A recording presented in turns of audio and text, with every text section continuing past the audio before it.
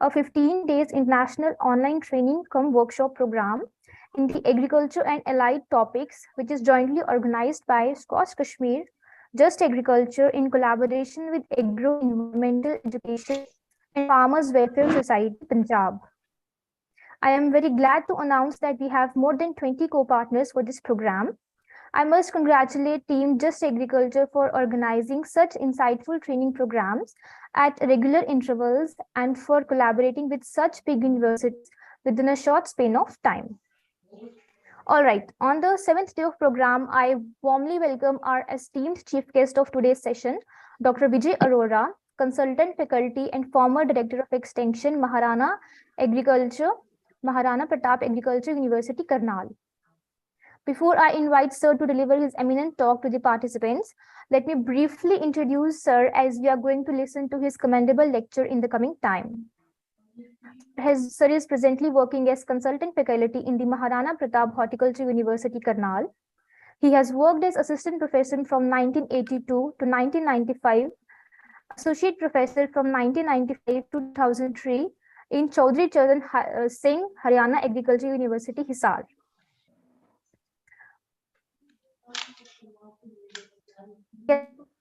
Professor from 2003 to 2020 and 20 in Regional Research Station, Karnal.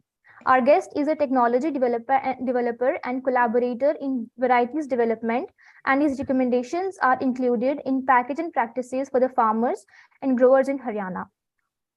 Dr. Arora carried out research on soil science and water management for 38 years, which includes various projects on soil fertility, chemistry, plant nutrition and water management, worked as academic coordinator for PhD students. Sir has also undertaken various externally sponsored research projects, and the results are published in various scientific journals of nation and international repute. Sir has 84 research papers, two books, one book chapter, and 2 technical research bulletins presented and documented in 58 seminar conferences at national and international levels. He has also made 15 different recommendations for sugarcane, maize, and wheat crops to achieve higher production and maintenance of soil health for the packaging practices of farmers. In administrative fields, Sir has worked as Director of Extension Education in Maharana Pratap Horticulture University, Karnal, Regional Director, Acting Regional Director, in charge in Soil Science Laboratory, store in charge, vehicle in charge, member of Contractual Labor Committee, worked as Assistant State Public Information Officer in Right to Information Department, documented cell in charge of station, in charge of Training and Visit Program, Purchase Committee, member of Sale Committee, and member in Agriculture Research Information Systems. He is awarded with Commonwealth Scholarship and Fellowship Plan Award 1988 from Australian International Development Assistance Bureau, Perth in Western Australia. Zonal Award for the North Zone by the Indian Society of Soil Science for Best PhD Thesis Work. Roll of Honor 2003 by Director of Research, HAU, for making recommendations and securing ICR ad hoc project and building up facilities. Merit Scholarship during his Bachelor's of Agriculture degree from HAU Hisar. 12-time honored by receiving memento by various agencies. Now I request our guest of honor to deliver his talk to the participants. Thank you very much. Am I audible to all? Yes, sir, you are quite audible. Okay. Why there is not too noise? Should I down my speaker? Is that okay now? Yes, sir, it's quite okay. Okay. So should I share the screen now?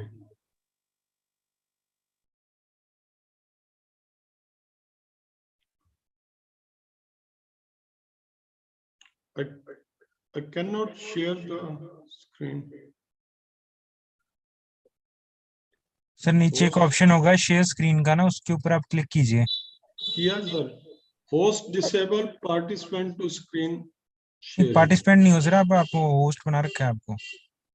कहाँ है sir?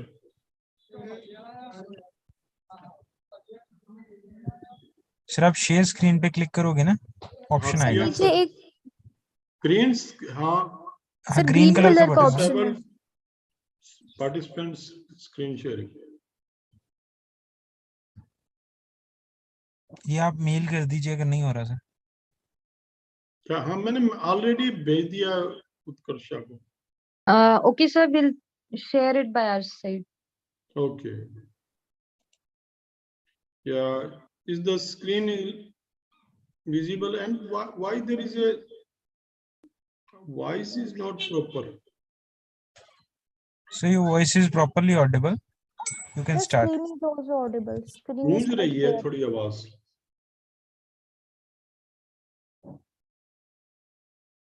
Okay, thank you very much.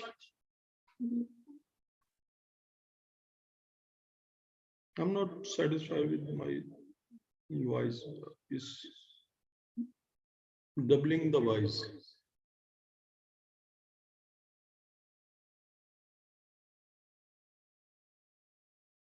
Yeah.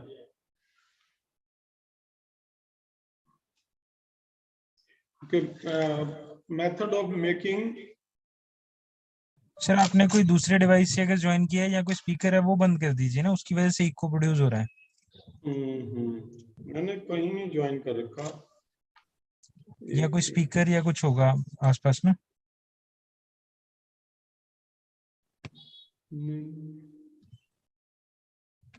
Unmute. Okay.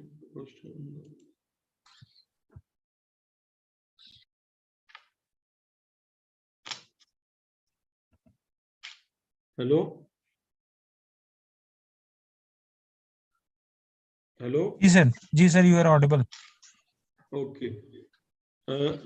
I think I should press F1. Sir आप कीजिए continue, आप start कीजिए। हाँ, method of making mushroom compost.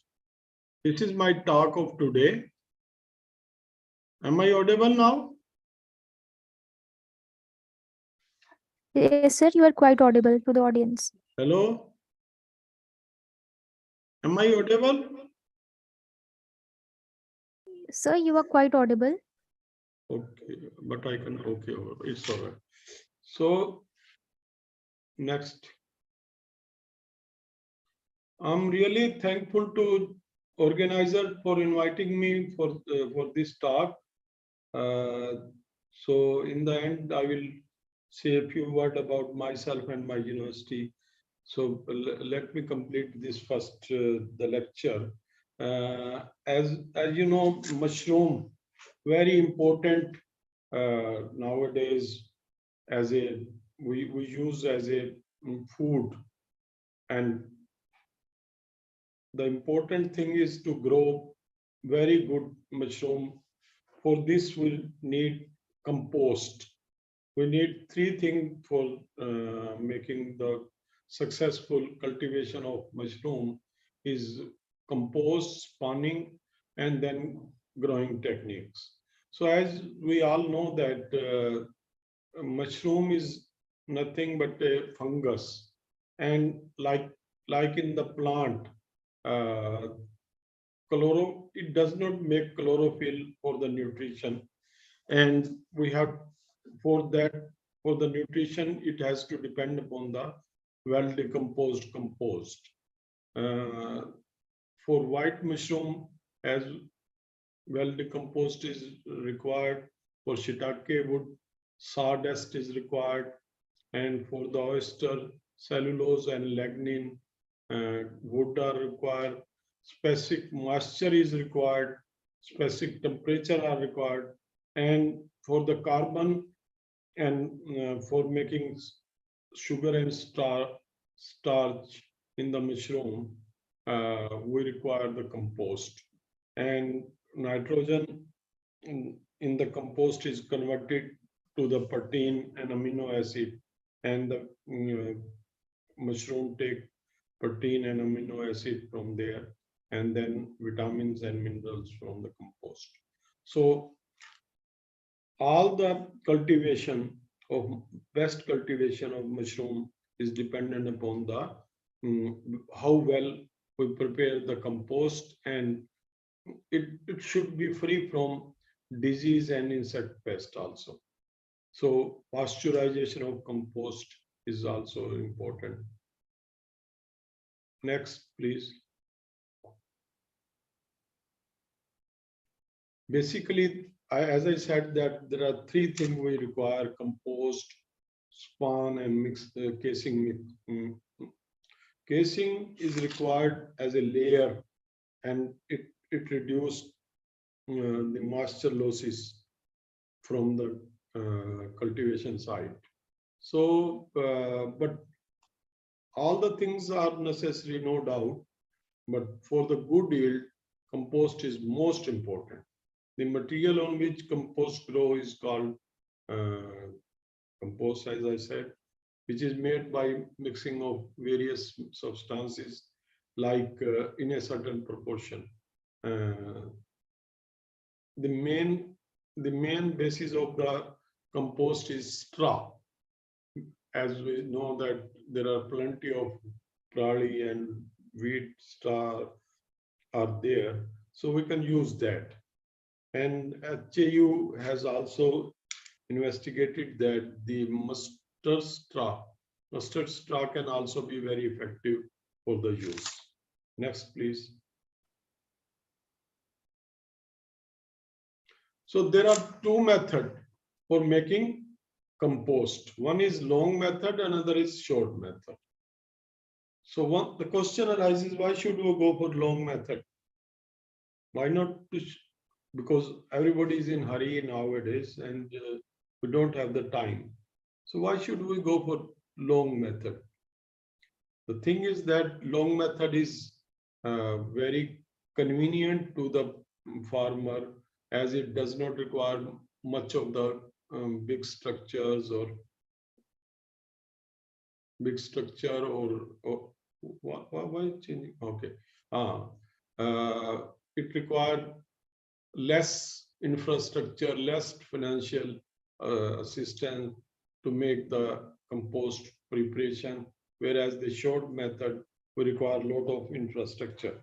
Therefore, I would not advise anybody who is starting the compost unit to go for a short method initially.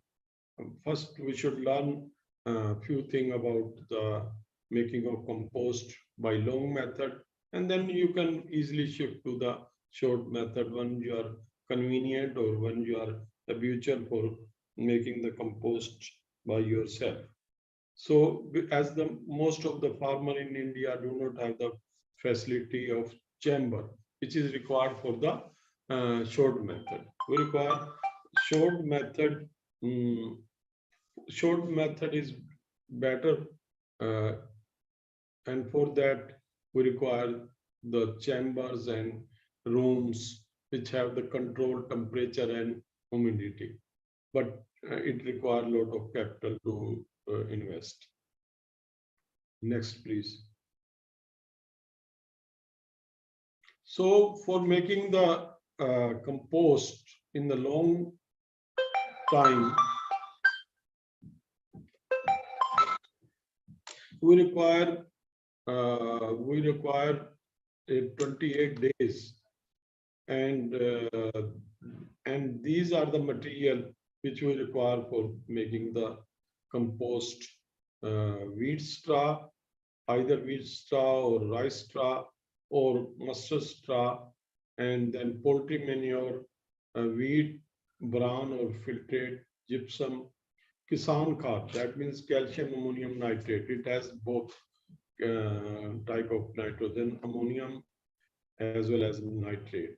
Urea, muriate of potash, single superphosphate for phosphorus. All the nutrients are required actually.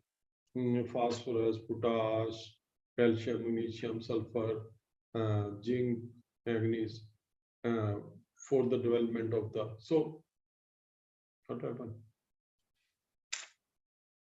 Okay. So the formula has been investigated that if you are using 3 kilogram of wheat straw, then we require poultry. If we are using poultry manure, then 60 kg of poultry manure and gypsum 30 kg, wheat filtrate, wheat bran, which is a source of carbohydrate. And then for the nitrogen, we require the calcium ammonium nitrate. And then for the nitrogen, more nitrogen, we require urea. For the potassium, we require muriate of potash 3 kilo. So these are the proportion of different material which we are required. And if you are making more compost, that means you can multiply in the same proportion these substances. And then second formula, there are 3 kind of formula depending upon the material we have with us. So these have been researched by HAU, this formula, and then they have given the recommendation that we should follow these formulas. So next, please. So we can use wheat straw, we can use prali, we can use kadbi, that means mustard straw. Next, please. So we require wheat straw, wheat bran, and then we require gypsum, muriate of potash, and urea. So why we require wheat bran? Because it provides the carbohydrate to the in the compost. So mushroom can grow well. Next, please. Muriate of potash and then single superphosphate, and then we require, this is molasses, that means shiraj, because the microbes will love it and they grow more to decompose the compost during the composting process. They will decompose the straw easily. So for the energy we require this molasses shira. This is a raw sugar. Next, please.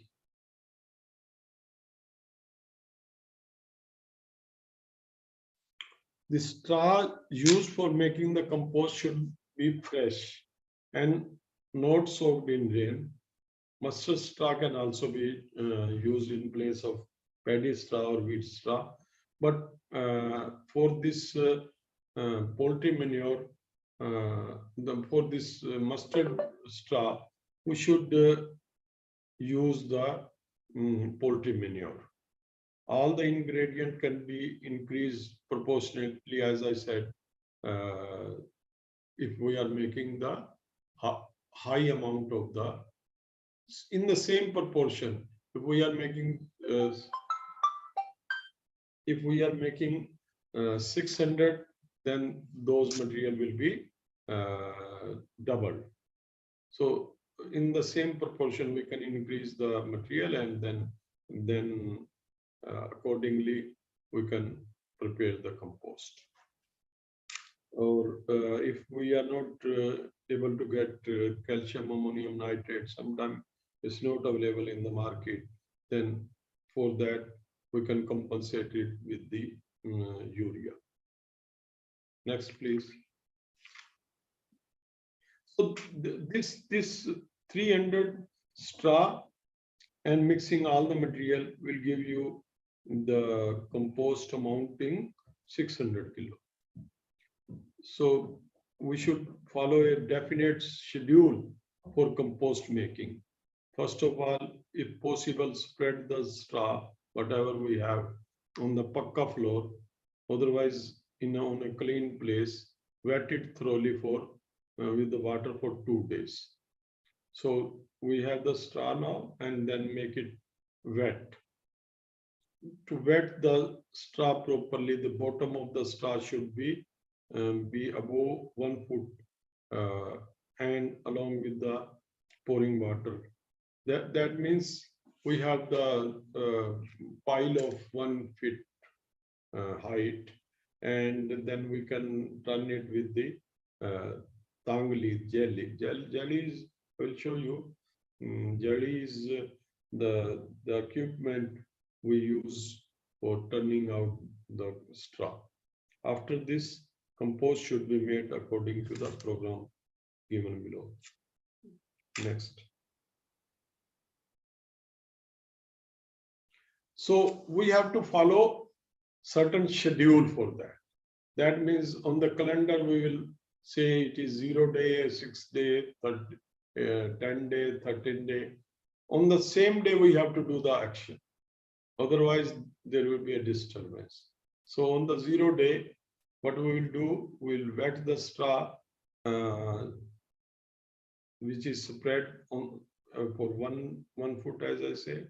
And then on this, we spread 6 kg of can, calcium ammonium nitrate, kisan khad, then 2.4 kg of urea, 3 kilogram of single superphosphate, 3 kilogram of muriatopotash, 15 kg wheat bran, and mix well. After this, make mat, that means pile of 5 feet height, 5 feet wide, and length according to the availability of the space. You can make as long as pile as available in your place.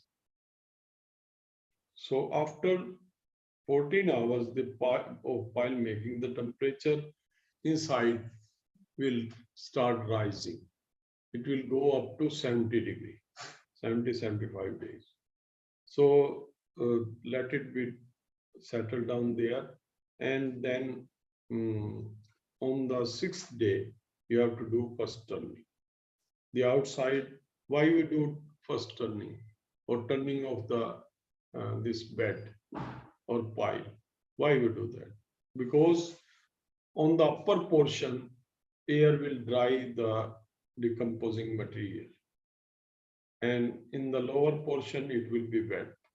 So there will not be a uniform temperature for all the decomposing material. So what we have to do is do the turning. Turning means the upper portion should go down and lower portion should come up. So on the upper portion, what we do is wet it, spray the water on it, so that it may get wet, which has been dried quickly. And then while flipping, it must be kept in the mind that outside part of the pile should go in and inside portion should come out. Have you understand my point? There should be a turning of, that means the upper portion will be going down after wetting it, and then the lower portion will come out, which is already wet. Next, please.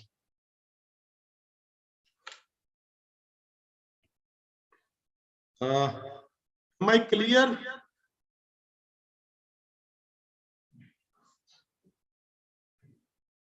Am I clear in my talk, or you need more explanation? Yes, sir, you are very much clear in your talk. You can go ahead. Okay.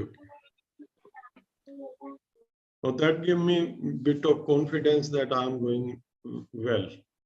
Okay. After that, on the 6th day, we add remaining 3 kilogram of calcium ammonium nitrate, 1.2 kilo of urea, and 15 kg of wheat bran. Make the pile look like as we have created on the 0 day. Similar way. But only thing is that what we are doing is turning the material, making it wet, which have been dried, and adding the ingredient. That means calcium ammonium nitrate, urea, and bran. On the 10th day, second turn. First turn we had on 6th day. Second turn we have on 10th day. Remove one foot compost from outside of the compost pile, that means the upper portion, sprinkle it with the water and put it in the middle, and while turning, at the time of this turning mix, now we have to add few more ingredients. 5 kilo of molasses, as I have shown you molasses, that means shira, in 10 liter of water, 5 kilo molasses in, make a slurry or a semi-solid liquid.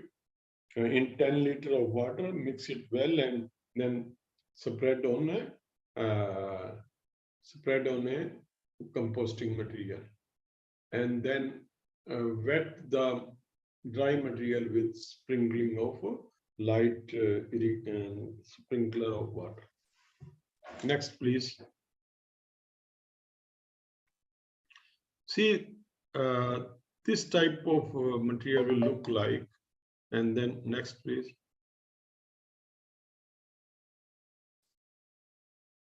Next, please. Yeah. So as I was saying that tangli, this is the kind of equipment we use for turning the material. This make it proper turning.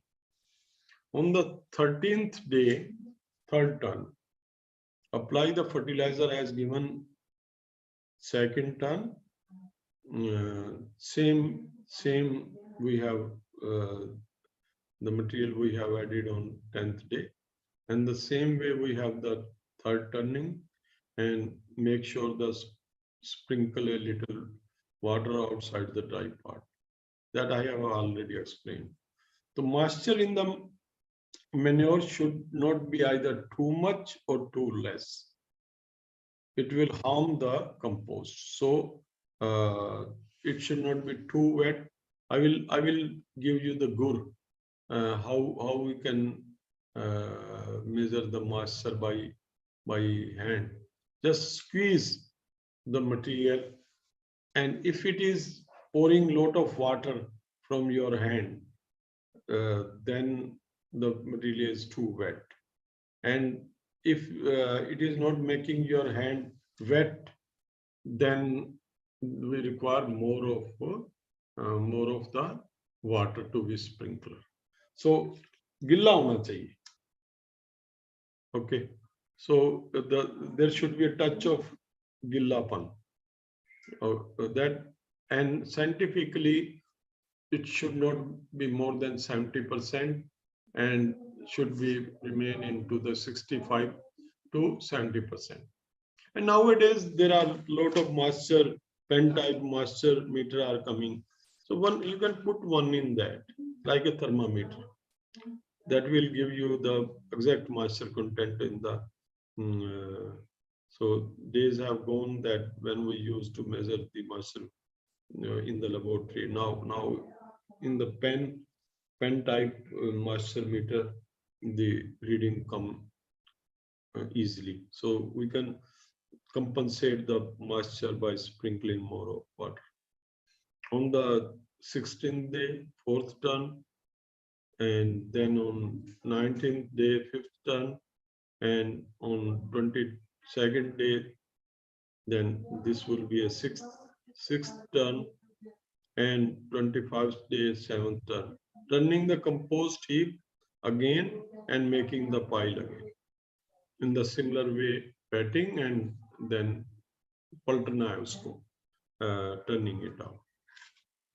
So just follow the schedule on the days. Next.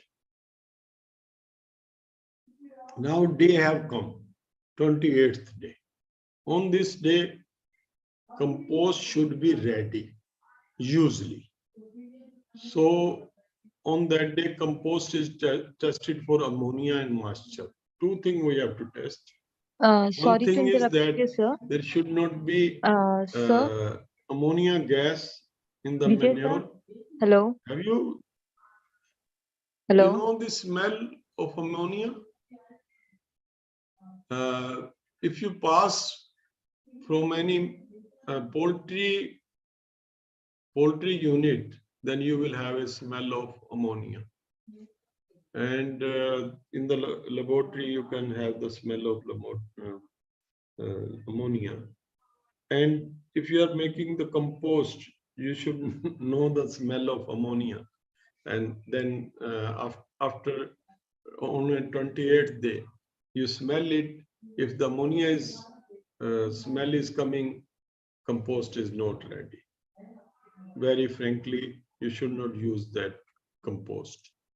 And particularly when you are using the poultry manure or making the compost, sometimes the ammonium remains there, which is harmful for potash for mushroom cultivation.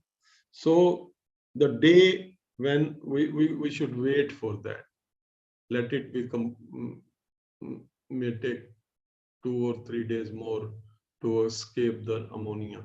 And then moisture. Moisture should be 70%. It should not be not more than 70%.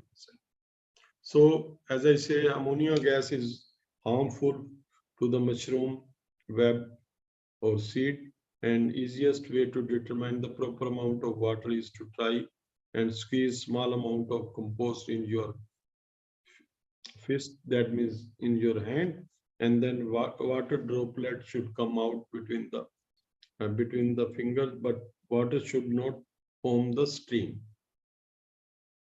Dhara nahi banni chahiye, as I said. If the quantity is more than requirement, then the moisture should be opened and the manure should be opened and ventilated. ज़्यादा गिल्ली है तो उसको open कर दीजिए. Hello, हाँ हाँ,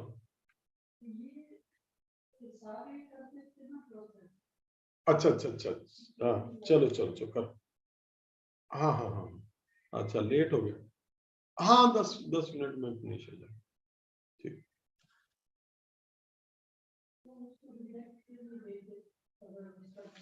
Next please. As time is short, then okay, now that compost is ready. It has taken much more time than the short method. Next. So precaution, as I said, that we should use the straw which is fresh and having shine and is not rotten. Don't start making the compost before September, while for the button mushroom cultivation. And while making the compost, moisture should not be more than 70%. We can cover the heap with the polythene when raining. अगर बारिश आ रही हो तो उसको polythene के साथ cover कर दो. Too wet, too dry compost hinder the mycelium to spread. In every turning, observe the moisture. In case of moisture, 70% chances of increasing the disease are very high. Next, please. In the short method of preparation compost,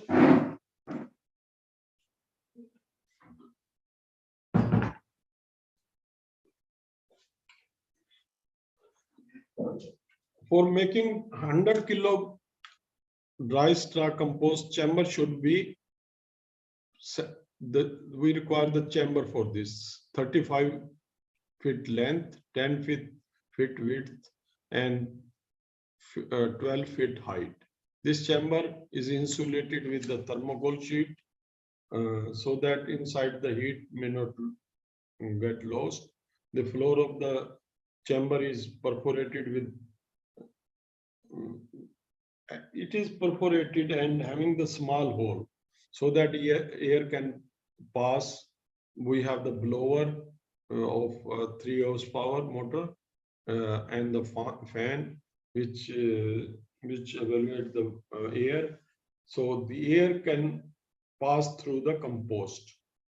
And then in the chamber, compost is filled to the height of 7 feet. Compost temperature is maintained for 60 degrees for 6 to 8 hours, so that all the insect, pest, nematode are killed. Care should be taken that the compost temperature should not go beyond the 60. So after this, compost temperature should be maintained. Once we have maintained the temperature of 60 degree for few hours, then we should maintain the temperature for few days at 48 to 52 degrees centigrade. Next, please. So in this method, we can produce 1.5 to double the compost and with the less disease as compared to the long method. With this compost method, we produce 250 kilogram of compost with 100 quintal of dry material. So there we were producing only double the amount. Here we are producing to 2.5% and 2.5 times. So short method is better and have the more better quality, but this method is very costly. So we do the composting in the two phases. First phase is outdoor and second phase is indoor. Next schedule. So -4 days, that means we have not started composting. So first we have to gilla karna material ko as we did in the long method. Straw for depending upon the material we use. Wheat straw we have to soak it with because it get wet in a longer time as compared to wheat straw, paddy straw. So for wheat straw we have to soak it with the water 24 hours, and for the paddy straw we have to soak it for 10 hours. We can mix both the material also.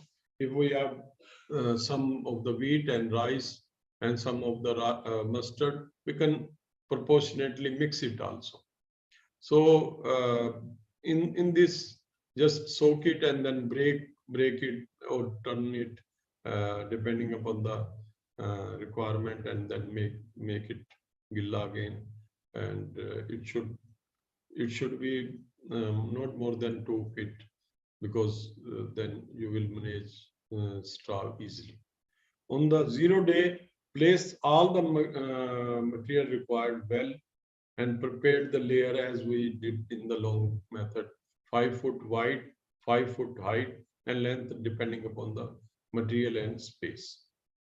And then on the same way as I explained, turning is there, but it is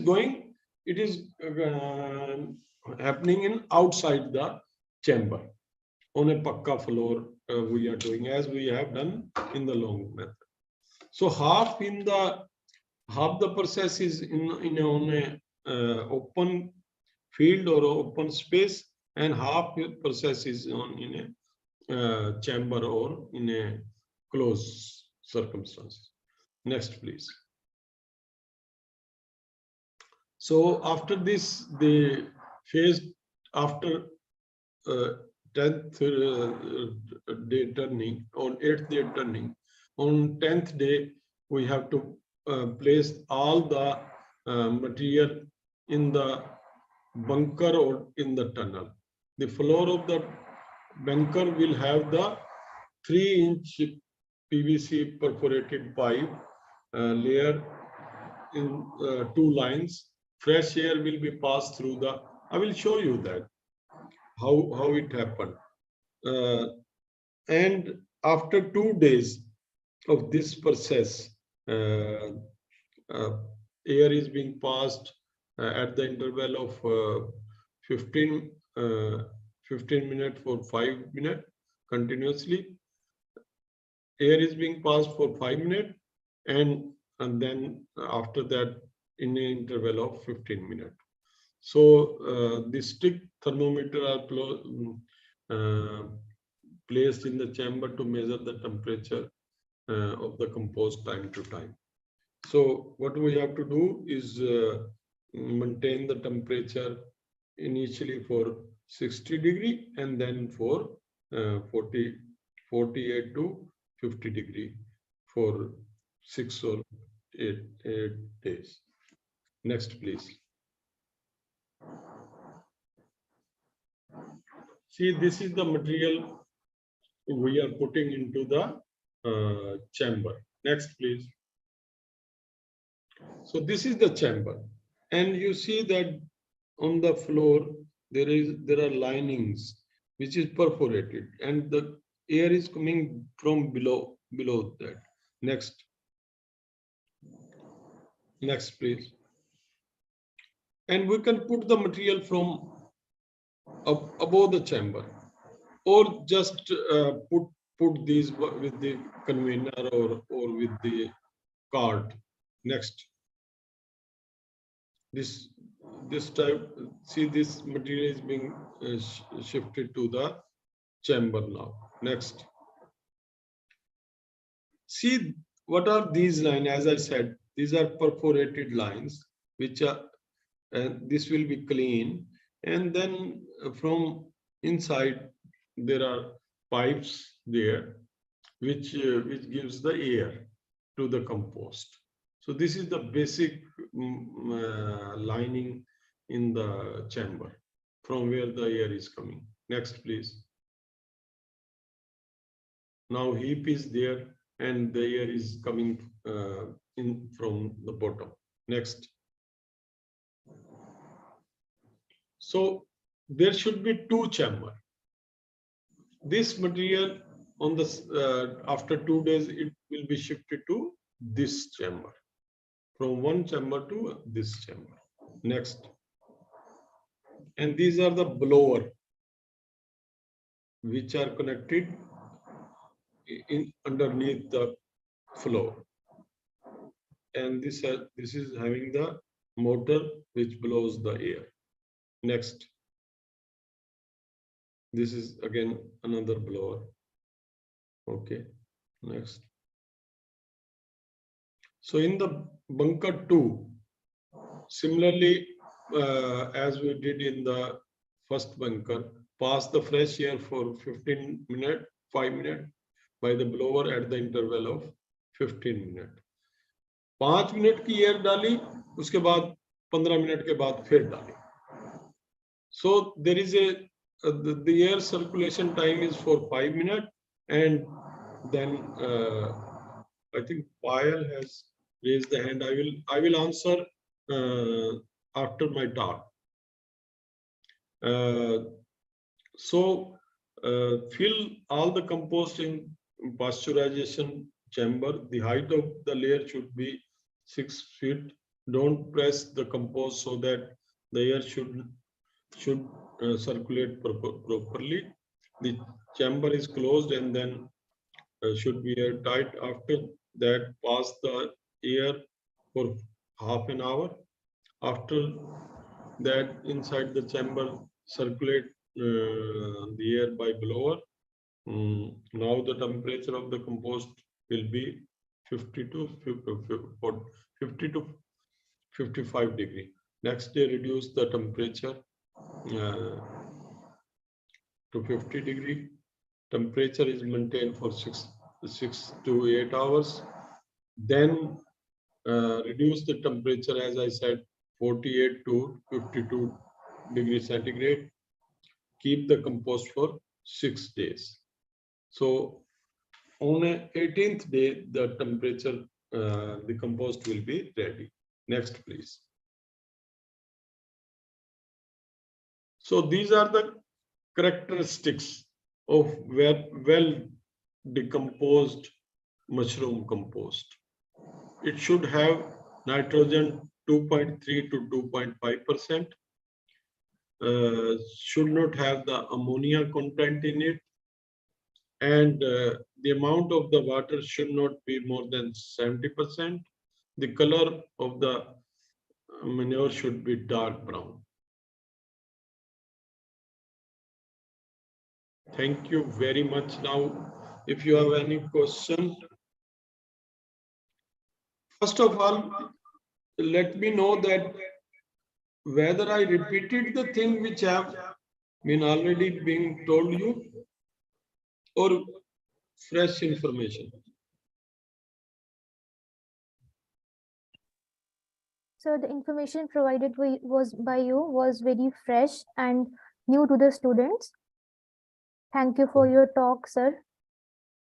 Okay, now any questions? So as we are already running very late of time, all the questions will be sent to you by your mail ID and will be answered and will be sent to students. Okay. Thank you so much, sir, for your valuable talk from the team of Just Agriculture. Okay, thank you very much. Thank you, sir. Okay.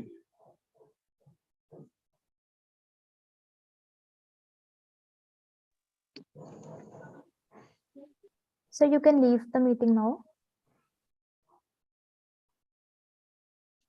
Now I request my second host for the session, Dr. Piyush. Over to you, Dr. Piyush.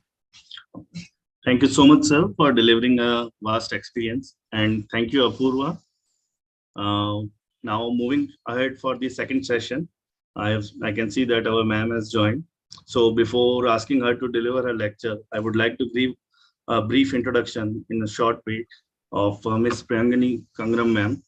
Ma'am has done an MBA in marketing with proficiency experience of 7 years. And ma'am centers her proficiency in marketing, public relations, and business development. And again, to carry the legacy of grandfather's fresh garlic business, ma'am brainchild, Oceanus Exports Private Limited, deals into processed fruits, vegetables, and powders, the dehydrated, freeze-dried, and retorted technologies. The same has been encouraged by the Government of India and funded by KVIC, Khadi and Village Industries Commission. Ma'am is mentoring a few agro-based college startups of Marwadi University, Rajkot, and being mentored by Sri Dinesh Oja and a few versions of processed food industry. This was a brief introduction of our second speaker. Now I would like to request ma'am to please deliver and bless the audience. Ma'am, over to you. Firstly, a big thank you to Just Agriculture and the team for usually managing this wonderful event. I'm pleased to be here and I look forward to actually speak a few words. But before that, I suppose there is some screen which is running here. If we can just close this down on the name of Paresh, Just Agriculture personal meeting room 2. This is what is showing to me. If we can close this down, I suppose I should be on the screen. Yeah. Okay, this seems much better. Yes. Audience, I don't want to chalk down to the audience which is not here. I would love to see all of your faces. So if you're here, which I believe you are, just come down to me and just show your beautiful and handsome faces, because I would like to talk to all of you.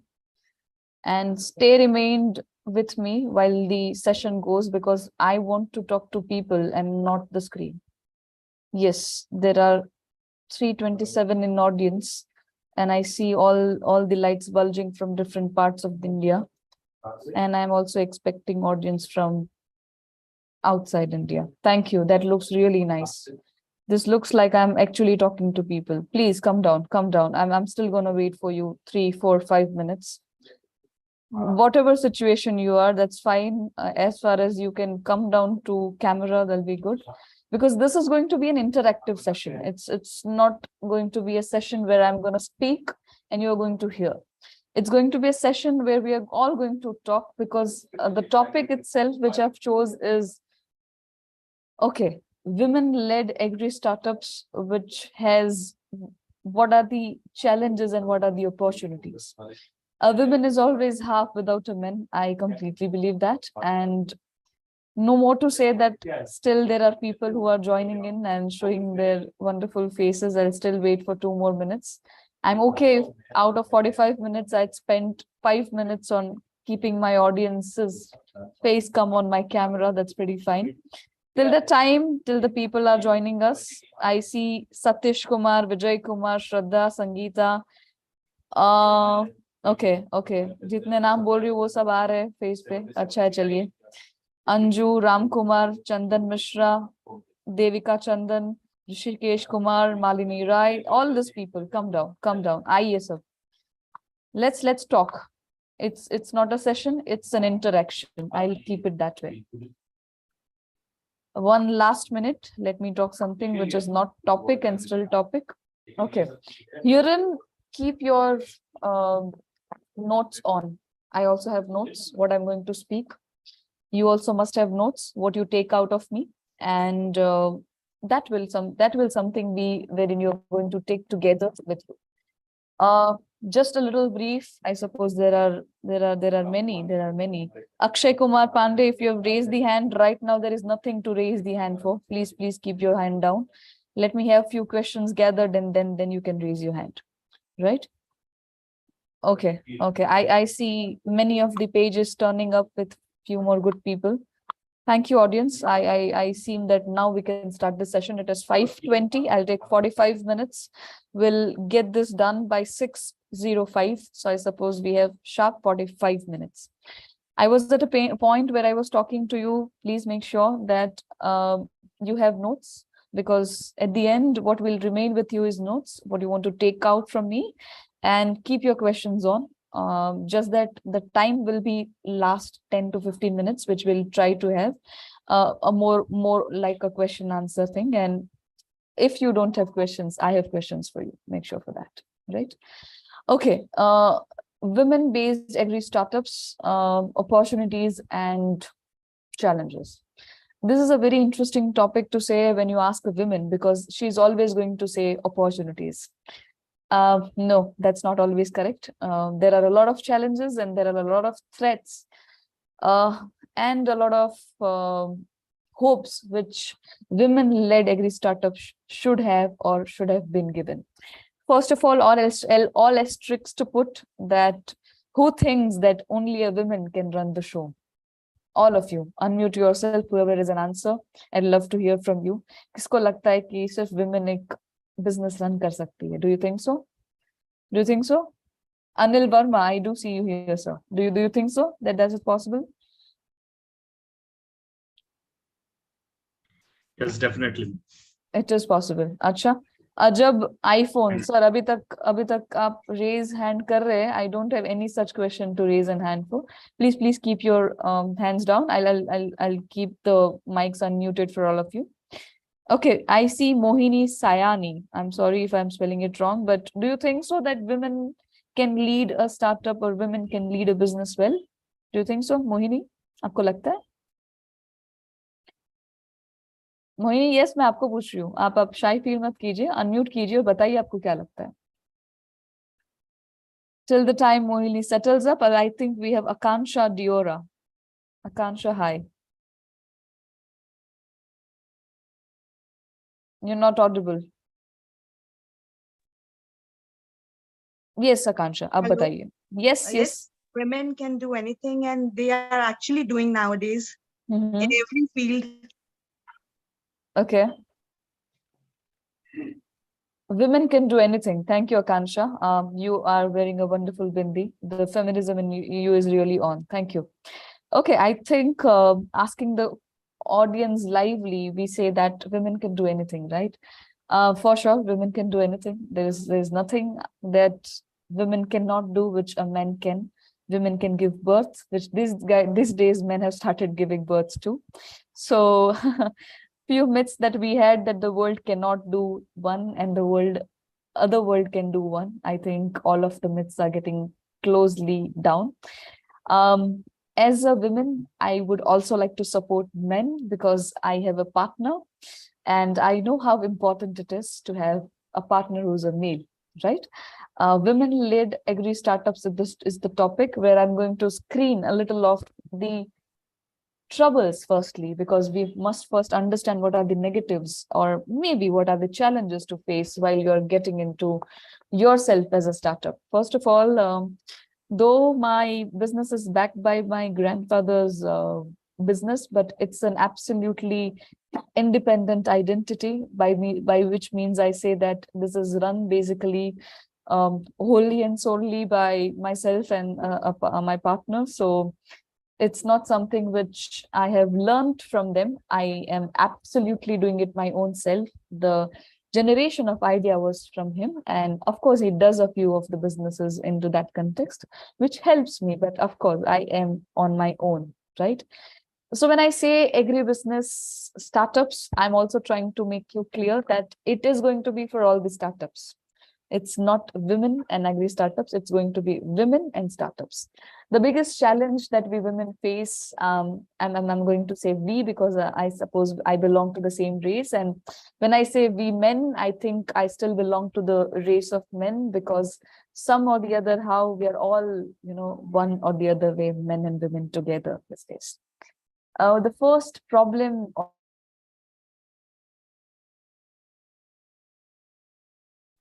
practical reasoning. The women are a little more empathetic, they're more sensitive.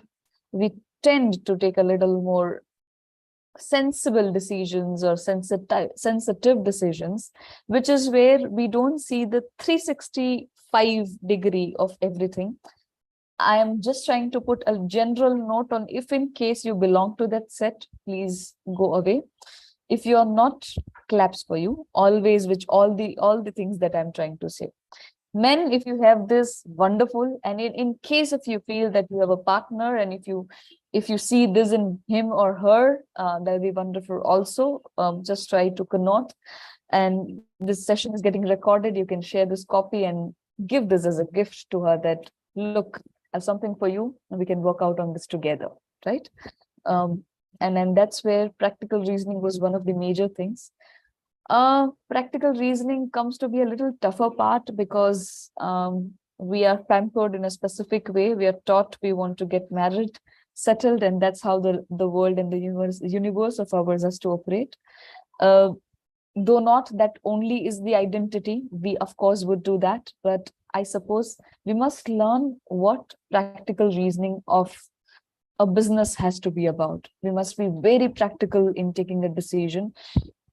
Just one answer is, keep your body away while you are taking decisions. Keep your mind clear and your heart absolutely away, because when you take decisions, women, we tend that we become a little more empathetic, a little more, madad karne ki koshish karte hain hum. When in business, there's nothing like help. When in business, there is nothing like doing like that. And I suppose that's the first thing that I would like, that you really take care while having your own business. In case if you don't have your own business, still you're going to work for someone, you're going to work with someone, and you're going to work under someone. At the end of everything, we have a life, and I am sure that we all want to make work friends out of our business or the job that you are doing. So make sure that this is what you take out. That is first, practical reasoning. The second is, okay, let us go one-on-one. There always should not be so much harsh. I've spoke one challenge, one should be an opportunity. We're very good micromanagers. I agree to it. I do 10 things together. We're very good in micromanaging. We're very good multitaskers. So whenever you have a business, or whenever you're doing, you are working with someone, or you wish to work with someone, see to what are the benefits that you can actually give. Pehle aap kya de sakte hain, wo dekhiega, women. We are seekers, but make sure that you give something to anything and everything before taking anything from there. So micromanagement is something you can do very beautifully. Along with multitasking, both of the things goes hand in hand. You can do together a lot of things, and if you're doing it already, make this as one of your pluses, and let your employer or let your partner know, or in case if you're doing a business single-handedly, bullseye. This is your strength. You must leverage this in the best way possible. Is it going good to all of you? Ashwin Kawale. Is it going good to you, Ashwin? One minute, Ashwin. Fatafat bataiye mujhe. I don't have time. Please.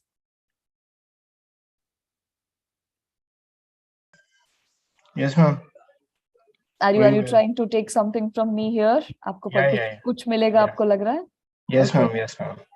ठीक है. चलिए, thank you. I look forward, audience, that whenever I ask you to unmute yourself, be alert and just unmute yourself in another 30 seconds so that we don't have and waste more of time, right? Okay. एक challenge, एक opportunity. अब एक challenge मुझे अनिल वर्मा जी बताएंगे, जिन्होंने मुझे last time answer नहीं दिया था. Anil ji, what do you see as a challenge for a woman who is into business? एक challenge बताइए जो हम नहीं कर सकते या फिर हम tough feel करते हैं करने का. आप सब लिखिए. All of you, write down what are the challenges of women. मैंने लिखा है, उससे कहीं ज्यादा आपके पास है. चलिए लिखिए. 2 minutes. लिखिए. अनिल जी, आप बताइए तब तक आपको क्या लगता है, what are the things that as a challenge women cannot do, which actually a man can really try to do. Unmute कीजिए Anil ji.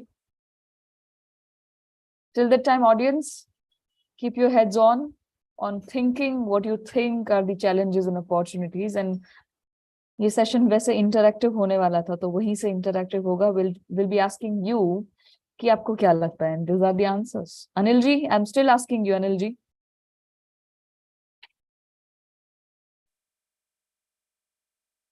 I think he's stuck somewhere. Till that time, I see.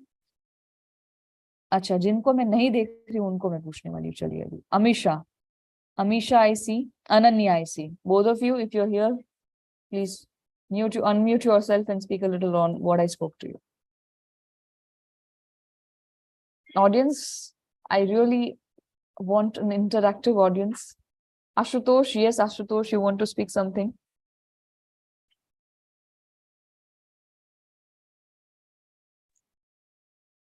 Ashutosh is here but not here. Anushka Singh, please tell me. Anushka, hi. Unmute yourself, Anushka. Audience, आप yes, बताइए. So first of all, good evening, ma'am. Ma'am, I would like to tell that generally ऐसा होता है कि sometimes women society में वो काम नहीं कर पाते जो मेल ओरिएंटेड होते हैं. जैसे फॉर एग्जांपल आपको किसी से डील करने जाना है. one word answer. एक वर्ड में आंसर दीजिए. Maybe एक सेंटेंस में दीजिए, last to last. Ma'am male oriented work like dealing में. Okay, तो वो एक चैलेंज है हमारे लिए. Okay. Yes, Perfect. Good answer. Thank you, Anushka. Any challenge and any opportunity that you would like to say here, Anushka? Anushka, yes. Any opportunity जो आपको लगती है that we can be really strong in doing it? Anushka गायब हो गए क्या? चलिए ठीक है, तब तक और आ गए हैं अनीता राय सागर. जो लोग यहाँ पे आए नहीं है ना, दिख नहीं रहे, उनको मैं सबसे ज्यादा क्वेश्चन पूछने वाली हूँ. Anita, please answer. One opportunity and one challenge of women based. Marketing is the big challenge. Okay. Marketing. Challenge, and what's the opportunity? Sorry, ma'am. Opportunity क्या लगती है आपको? हम क्या कर सकते हैं? Ma'am, some are good in marketing, but not all. As compared to, if I talk about as compared to the man, I think marketing is a perfect. मैं समझ गई आपका वो challenge है, लेकिन opportunity, what is the opportunity? क्या कर सकते हैं हम? What is it that we can do really good? वो पूछ रही हूँ मैं. Startup. I think a woman should, if a woman want to start something new, that is the big opportunity as compared to the man. Audience, answer in one sentence. Anita, one last sentence. I will not be able to take more. एक sentence में आप मुझे बताइए. In case if नहीं है तो बाद में मुझे यहाँ पे chat पे डाल दीजिए. Audience, one sentence answers least. Suhani Trivedi, please tell me. One opportunity, one challenge, one sentence.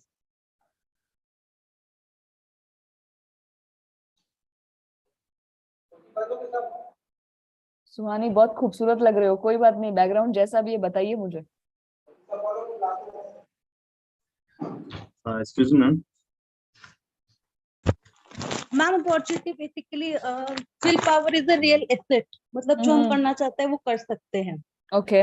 और सबसे पहले अपनी विल पावर को स्ट्रॉन्ग करना है. चीजों को जो अगर हमें अंडर एस्टिमेट करते हैं. Perfect. One sentence. What's the challenge you feel? Challenge basically अगर कोई भी हम टेक्निकल काम करना चाहते हैं तो पहले टेक्निकल चैलेंज हमारी टेक्निकल असिस्टेंस हमारी चैलेंज है. Perfect, thank you. Toshana Shakhare, please tell me. Suhani, please keep your hands down now. Your job is done. Toshana, unmute yourself. Audience, आप unmute करना सीख लीजिए. आपका सबका time आएगा. Everyone will be asked. Yes, ma'am. Toshana, Yes, बताइए. Yes. So, ma'am, the challenges I feel is that self-confidence, because Perfect. it takes Done. you. That's That is, self-confidence. The challenge. What is second? and I feel opportunity is that only that we should understand ourselves and get out of this stage, that to overcome our mindset that we have to do something. Perfect. Thank you. Done. I only want one sentence, audience. One sentence. Yeah. Thank you, ma'am. Thank you. Deepika Sharma.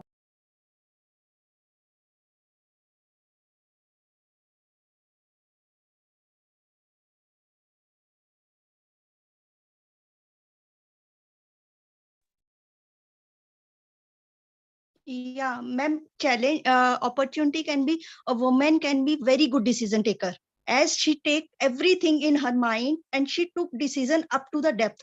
So I feel ki a woman agripreneurship can be a very good decision taker. Perfect. And what's the challenge?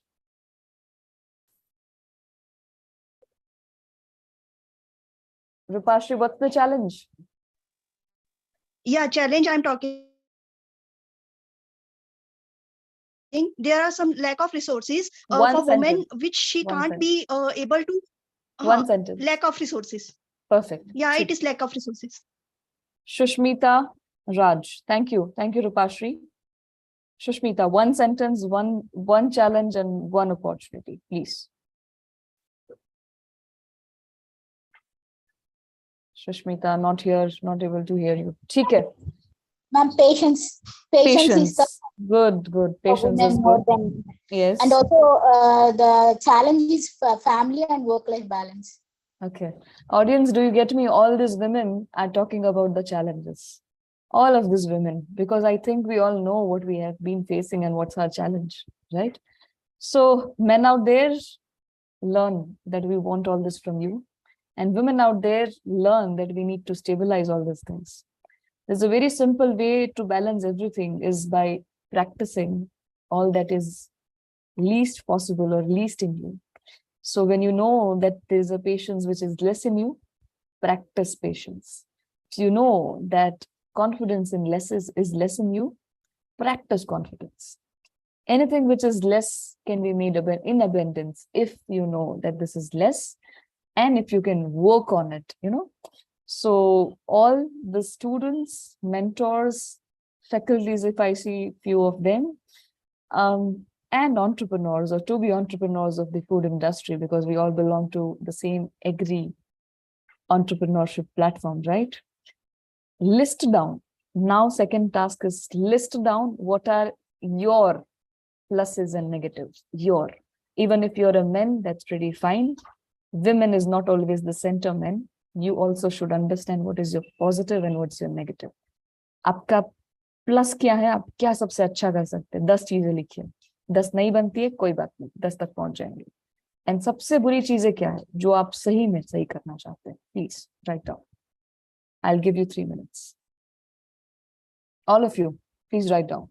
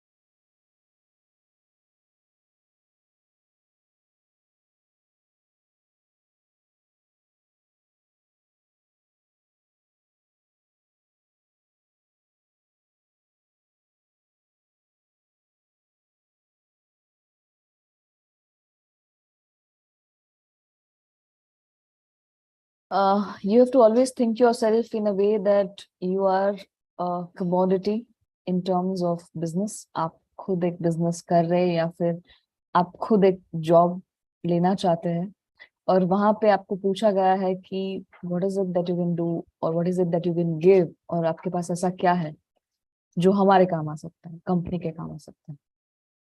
The answer has always got to be in terms of your practical reasoning, in terms of your decision making, in terms of your communication skills, in terms of you being multitasker or micromanager, or you having a specific type of knowledge which is very equipped with the industry, you understanding the right way of doing the things, your zeal, your enthusiasm, your way of doing things, your clarity of job, all of these things. There are many that I can, hundreds of things that I can list down. These are the few things जो आप अगर अपने देखते हैं या नहीं देखते हैं बल्कि वर्कआउट करें, देखते हैं उसको और डेवलप करेंगे. There's always a way to work. So I hope that we have got 3 minutes and we've seen that what we can do or what we cannot do. चलिए, it's only for you. It was only for you. I don't want to ask you कि क्या आप सही में अच्छा नहीं कर सकते, but जो आप नहीं कर सकते अभी आप उस पे देखिए. Just focus on what you have written. You're not good in doing it. Now, right besides it, what is to be done to give an effort to do better with it? क्या कर सकते? सब जगह पर practice ही आएगा, सब जगह पर यही आएगा कि आप उसको डेवलप कर सकते हैं, प्रैक्टिस कर सकते हैं, आप उस पर कॉन्शियस एफर्ट डाल सकते हैं, right? So mention it in your heart and brain that you've got to work on a few things which you're not good at. This is still a session of women-based agri startups, opportunities and threats and challenges and whatever you want to know. But it is important for you to understand as a human being what you're not good at, what you're good at. Excel in what you're best at, because Sachin Tendulkar is a batsman, he's not a bowler, right? And try to actually also bowl a little, because sometimes Sachin might have to bowl, though he is excelling in batsmanship, right? So you need to balance out your skills. You need to have your skill sets. You need to develop yourself in such a way that in any given situation, you become that one same person. ये एक छोटा सा अगर line लिख सकते हैं कहीं पे, one same neutral person, शब्द है neutral person. तो आपको कोई भी situation में डाला जाए, you are put into the most harshest of situations, you still come out the same person. You still take the same decision which you would take in the most easiest times of your life. That's where we take up the session is, because we want to learn how do we actually take a session, जैसे ये session है, अपने opportunities और अपने threats को समझने का, उसको और better कर सकते हैं, right? I hope I'm trying to make you clearer. और जो आपने अपने challenges लिखे हैं, उसी के बाजू में अपने opportunities लिखे हैं.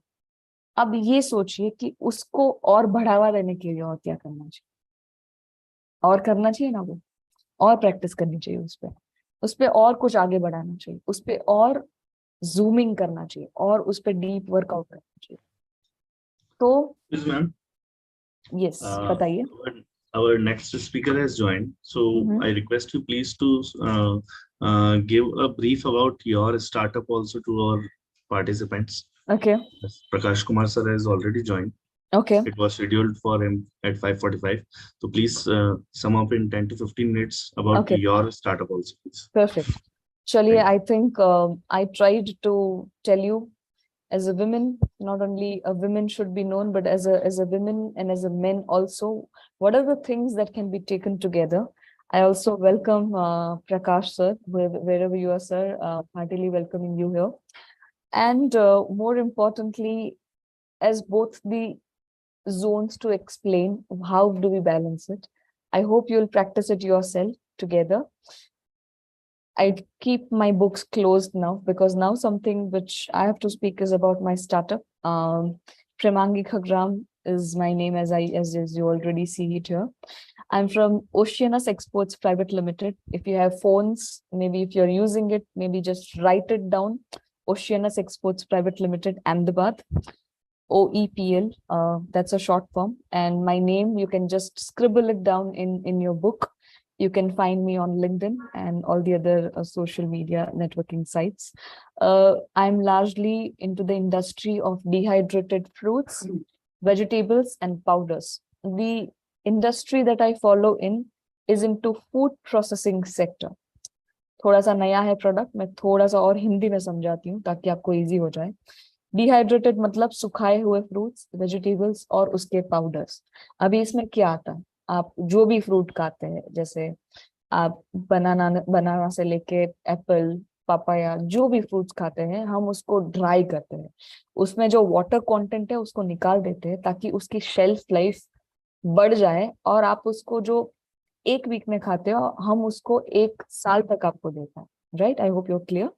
तो फ्रूट्स हुआ डिहाइड्रेटेड फ्रूट, पाउडर्स हुआ उसी के जो ये जो फ्रूट्स बने उसी के हम पाउडर्स बनाते हैं, फ्रूट पाउडर्स. डिहाइड्रेटेड वेजिटेबल्स, सुखाए हुए वेजिटेबल्स हुए, और वेजिटेबल पाउडर्स. मुझे और मेरी कंपनी को और अच्छे से जानने के लिए you can try to get in touch with me and follow me on LinkedIn. There are quite an amount of things that my company's update keeps getting up there. But to make a little more clearer, we are into the exports also. We do domestic and exports. Onion or garlic dehydrated, ये हमारे important products हैं. Largely to say, हमारे exports के जो market है उसमें हम अभी focused है towards Indonesia, Vietnam, Oman and Qatar. And in terms of local, we have quite an amount of national clients that we are serving at this point of time. I am the entrepreneur. I have been funded by KVIC, that is Khadi Vikas Industries Commission, as it was mentioned, and they're also recognized by Government of India.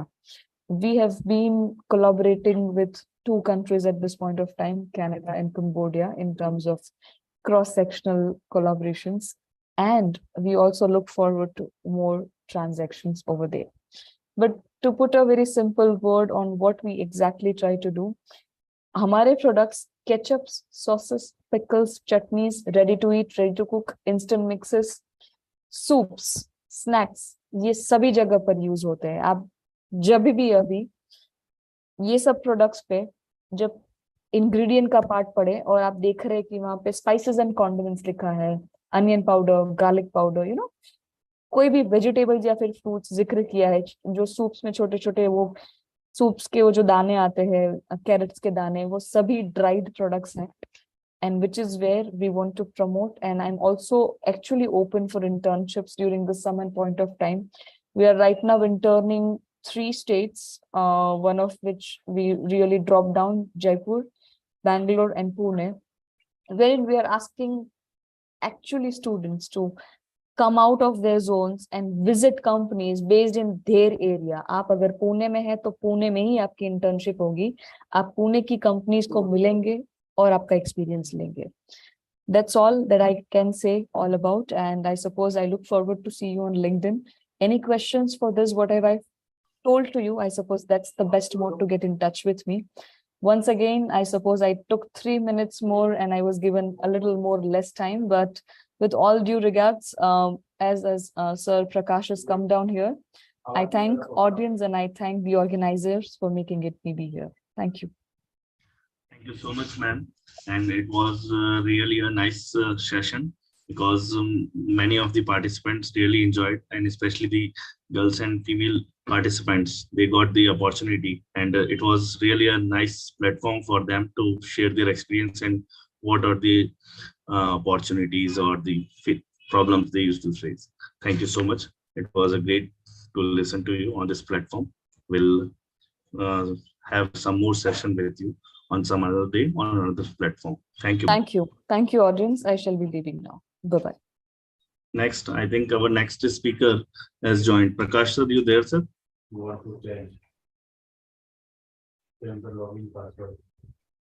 So dear participants, before inviting sir for delivering his lecture, I would like to give a brief introduction of next speaker, Mr. Prakash Kumar sir.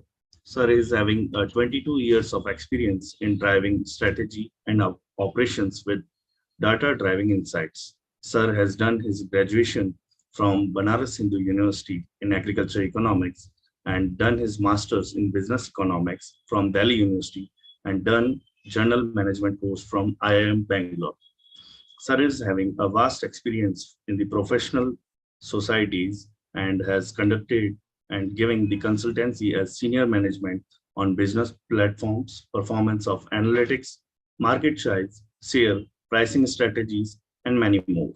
Also, from 2006 to 2009, Sir was the consulting manager to the leadership on competitive threats and opportunities and scenario planning in IBM India. And coming to the entrepreneurial exposure, Sir has done a great innovative emerging technology products and business development consultancy to JIC Japan on agri-tech market space in India, on cluster development initiatives, market entry support for Japanese dairy technology, BHU on techno-domain techniques.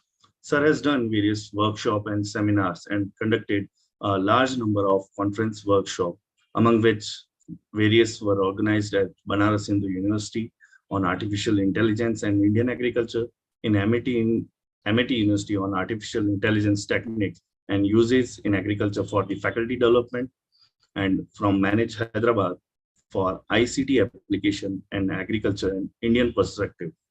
Along with this, Sir is having a vast experience in analysis, tools, research, and digital marketing also. Sir has a wide expertise in statistical and database trainings and customer product, brand pricing, demand market, store observation, and many more. This was a quite brief introduction of our speaker. Now I would like to invite Prakash Kumar sir to please enlighten with your words. Please, sir, over to you. Thank you so much, Dr. Piyush. And it was a long introduction, I would say. But thank you so much for introducing me to the audience. This saves time. I hope I am audible, loud and clear. Piyush, Yes. please confirm. Yeah, okay. And can I share my screen now? Because I want to be on time when I finish. Yes, sir, So, you can share it from your side. okay, thank you so much. Screen share.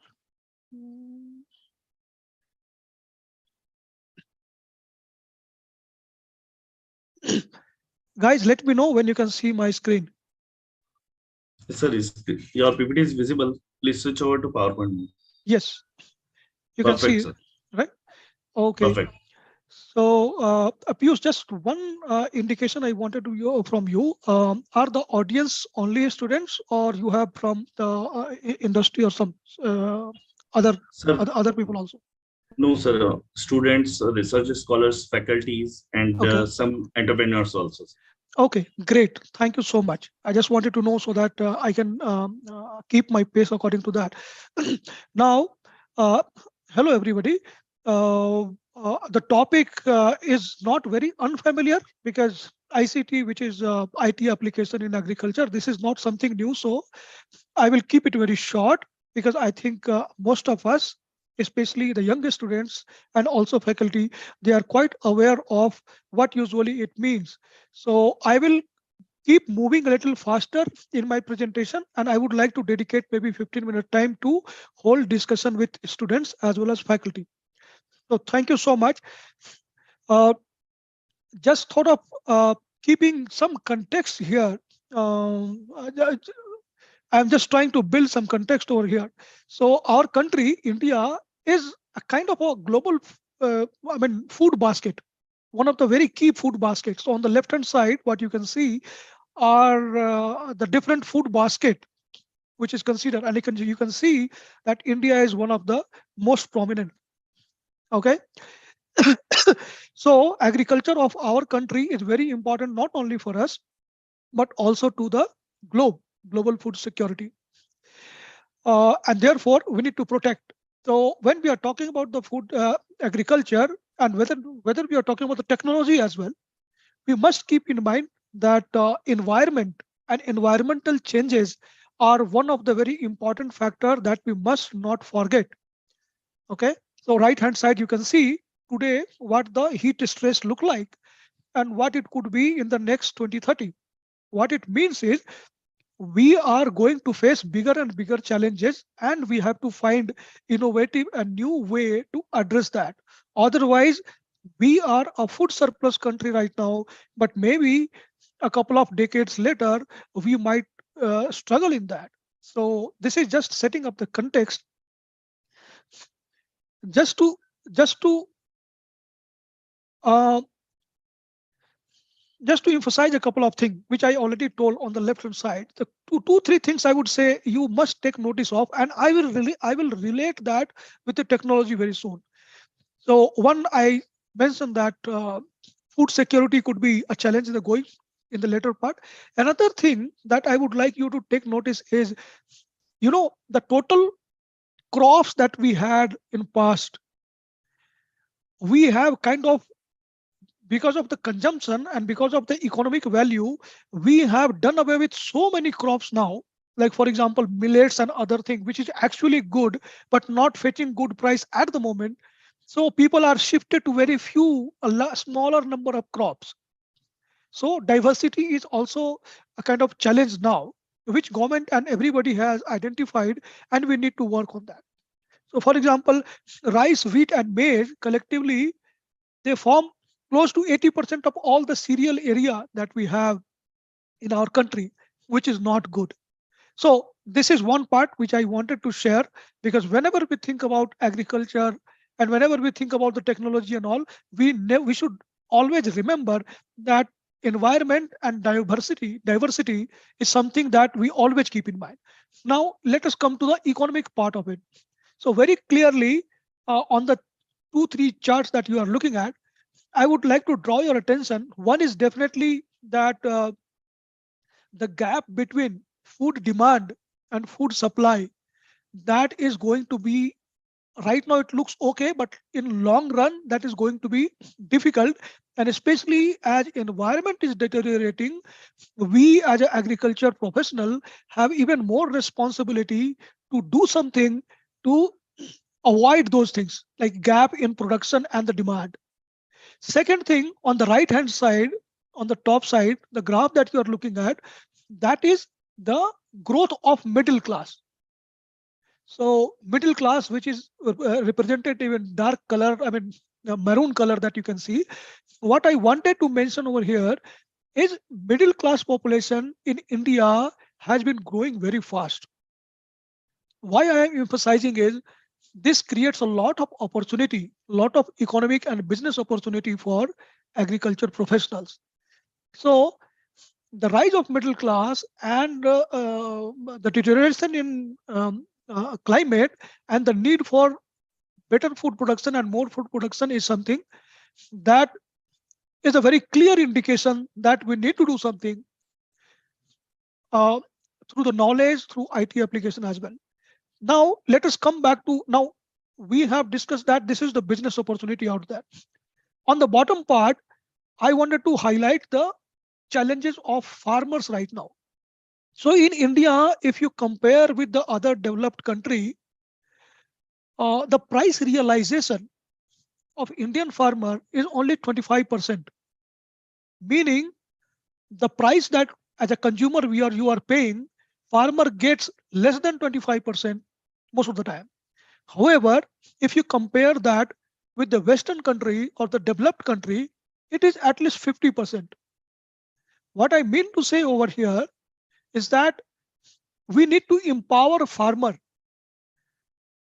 When I say empower, we should empower them with the knowledge to produce more. We empower them with the technology to have a better control of their crops. And we also need to empower them with market linkages so that they have a better bargaining for the final prices and all.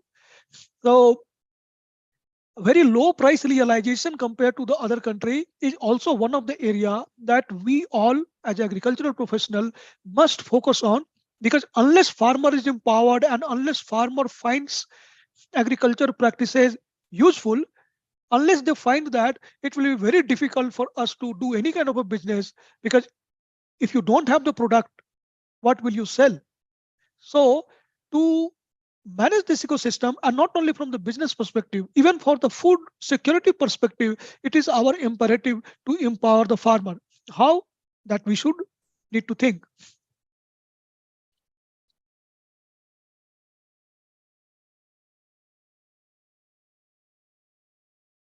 Sorry. Yeah. Now, when we talk about agriculture, this is something at my company which we believe into. So we believe that there are 4 key pillars of today's agriculture that we must keep in mind, whether you are a farmer, whether you are a student, or whether you are an entrepreneur. So agriculture has to be profitable. So unless you highlight something like it is profitable, if you don't highlight that, or if you are not able to demonstrate that, there will be very few takers of your advice or your product or your solution. So whatever you are thinking about, you should always keep in mind that is your effort, or is your solution, or is your advisory going to make agriculture more profitable? The second important thing which I notice is it has to be inclusive.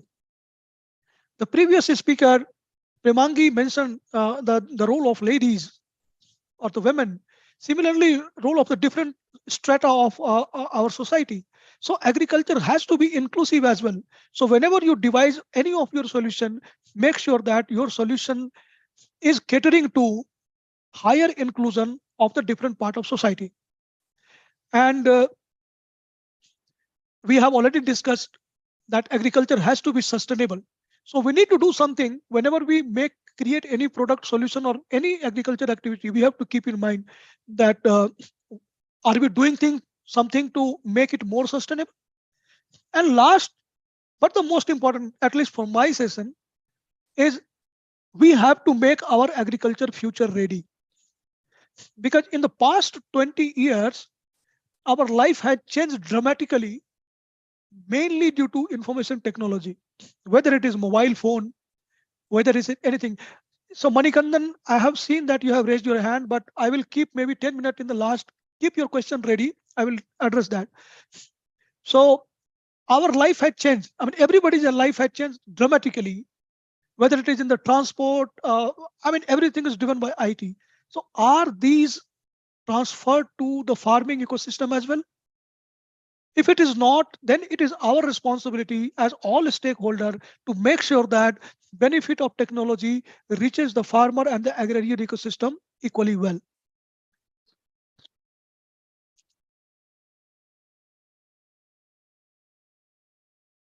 When we talk about technology, this is a little technical, slightly technical, but very, very easy to understand. So I would like a student to understand this part, that why we are talking more about the ICT, IT information technology, or why it is creating so much of impact in our life. The few trend that you will notice is hardware price is getting cheaper. So now you have a smartphone for less than maybe 2,000 rupees or something. Connectivity is pervasive. So now almost at every nooks and corner, even in the rural area, there is internet connectivity. People are using Paytm and everything. There is a lot of advancement in the development. So institutions have done a good job in creating a lot of valuable information that needs to reach to the farmer. And last two are just technical, but just think that it will keep continuing, meaning the IT will keep improving, the technology will keep improving, and the network will keep improving.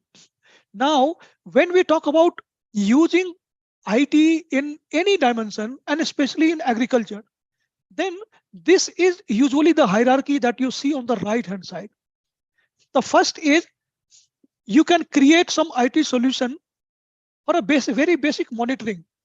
So can you create something, or maybe there are many solutions in the market, or many companies are working on that, which focuses on monitoring certain things, like monitoring weather, like monitoring the growth of the plant, color of the plant, maybe the soil nutrient of condition, moisture condition, wind speed. So the first very basic thing is that IT should be able to help you monitor your agriculture practices. And there are a lot of solutions out there in the market, and new solutions are also emerging. Now, then once you are able to monitor what is happening in your agriculture practices, the next step is how you can control that.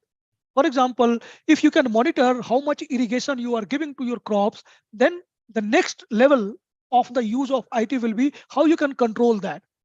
Can you do something that you plant only needed water there, not excess water? Or can you time it, something like that? So the second thing is control. Third thing is optimization. Optimization, what is the right choice?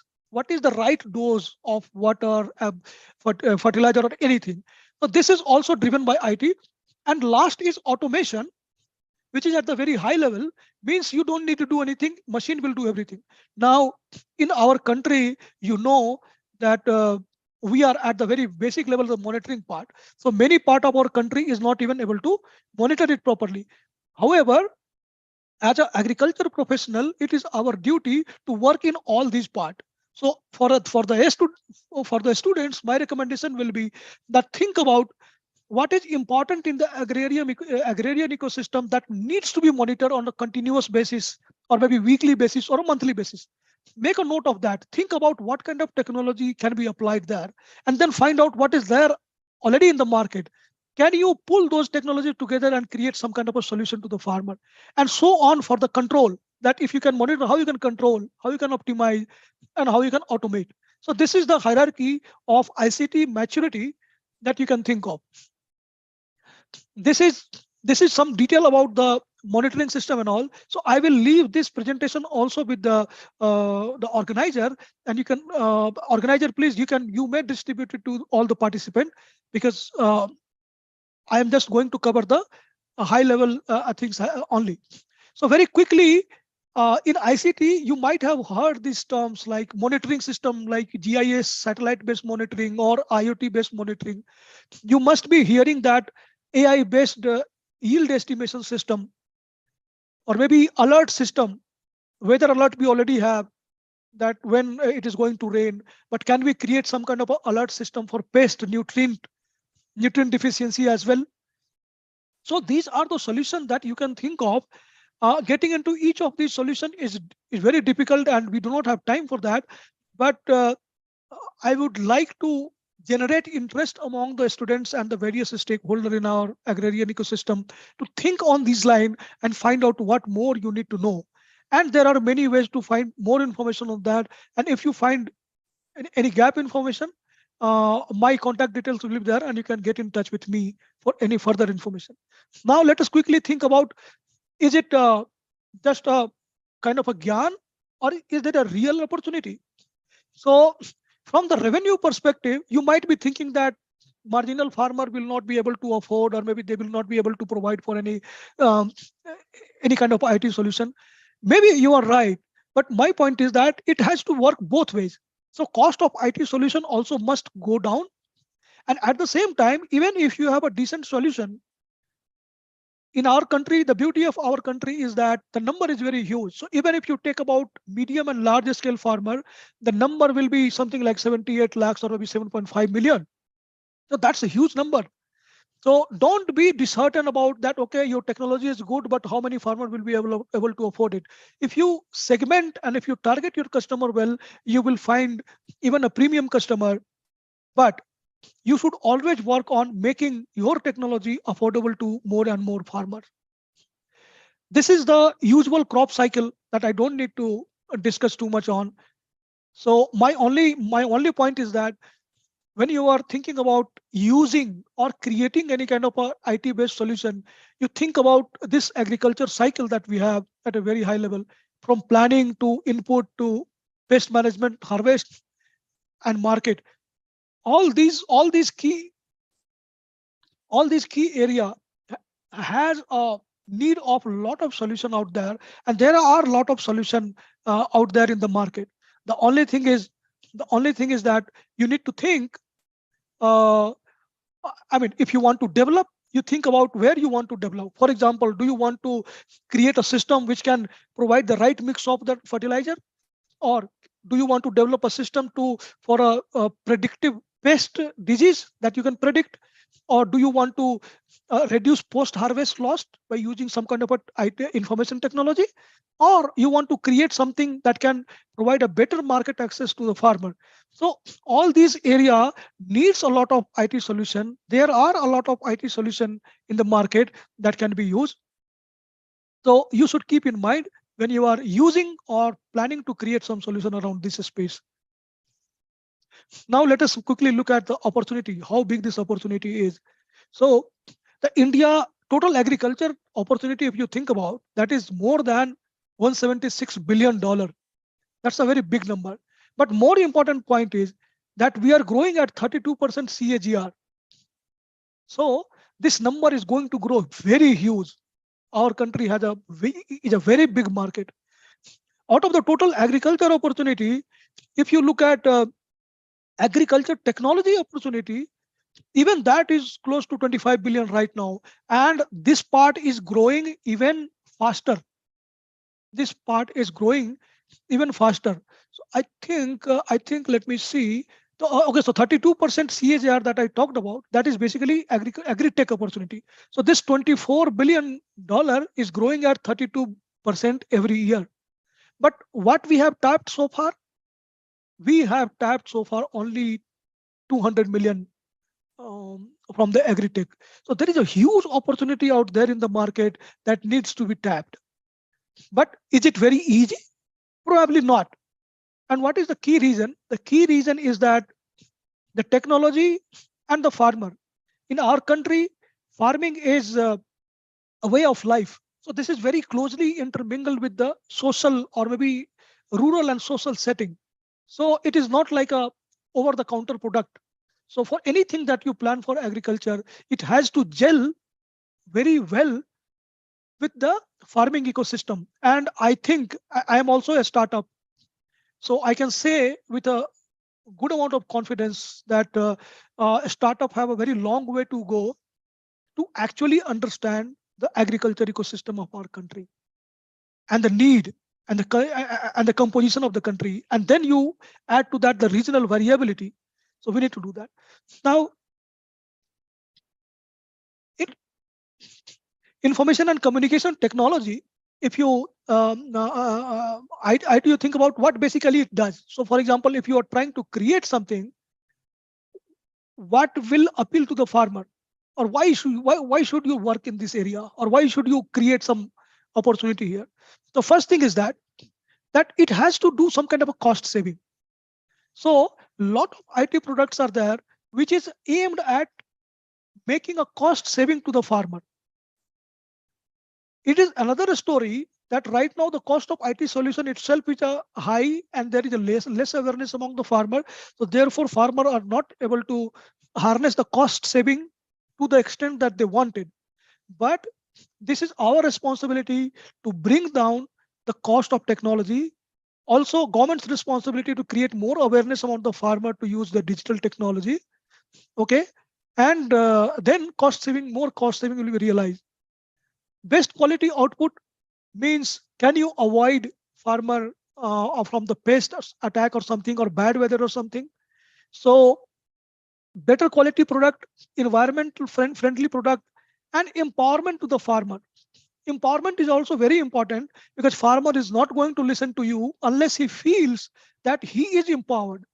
Take an example of Paytm. Paytm doesn't require any person to teach something to them. Initially, obviously, somebody would have learned that, but now Paytm or maybe the other UPI technique, that has become a tool of empowerment. So now if you go to even village, even the side agriculture vendor or maybe the farmer, he knows how to pay.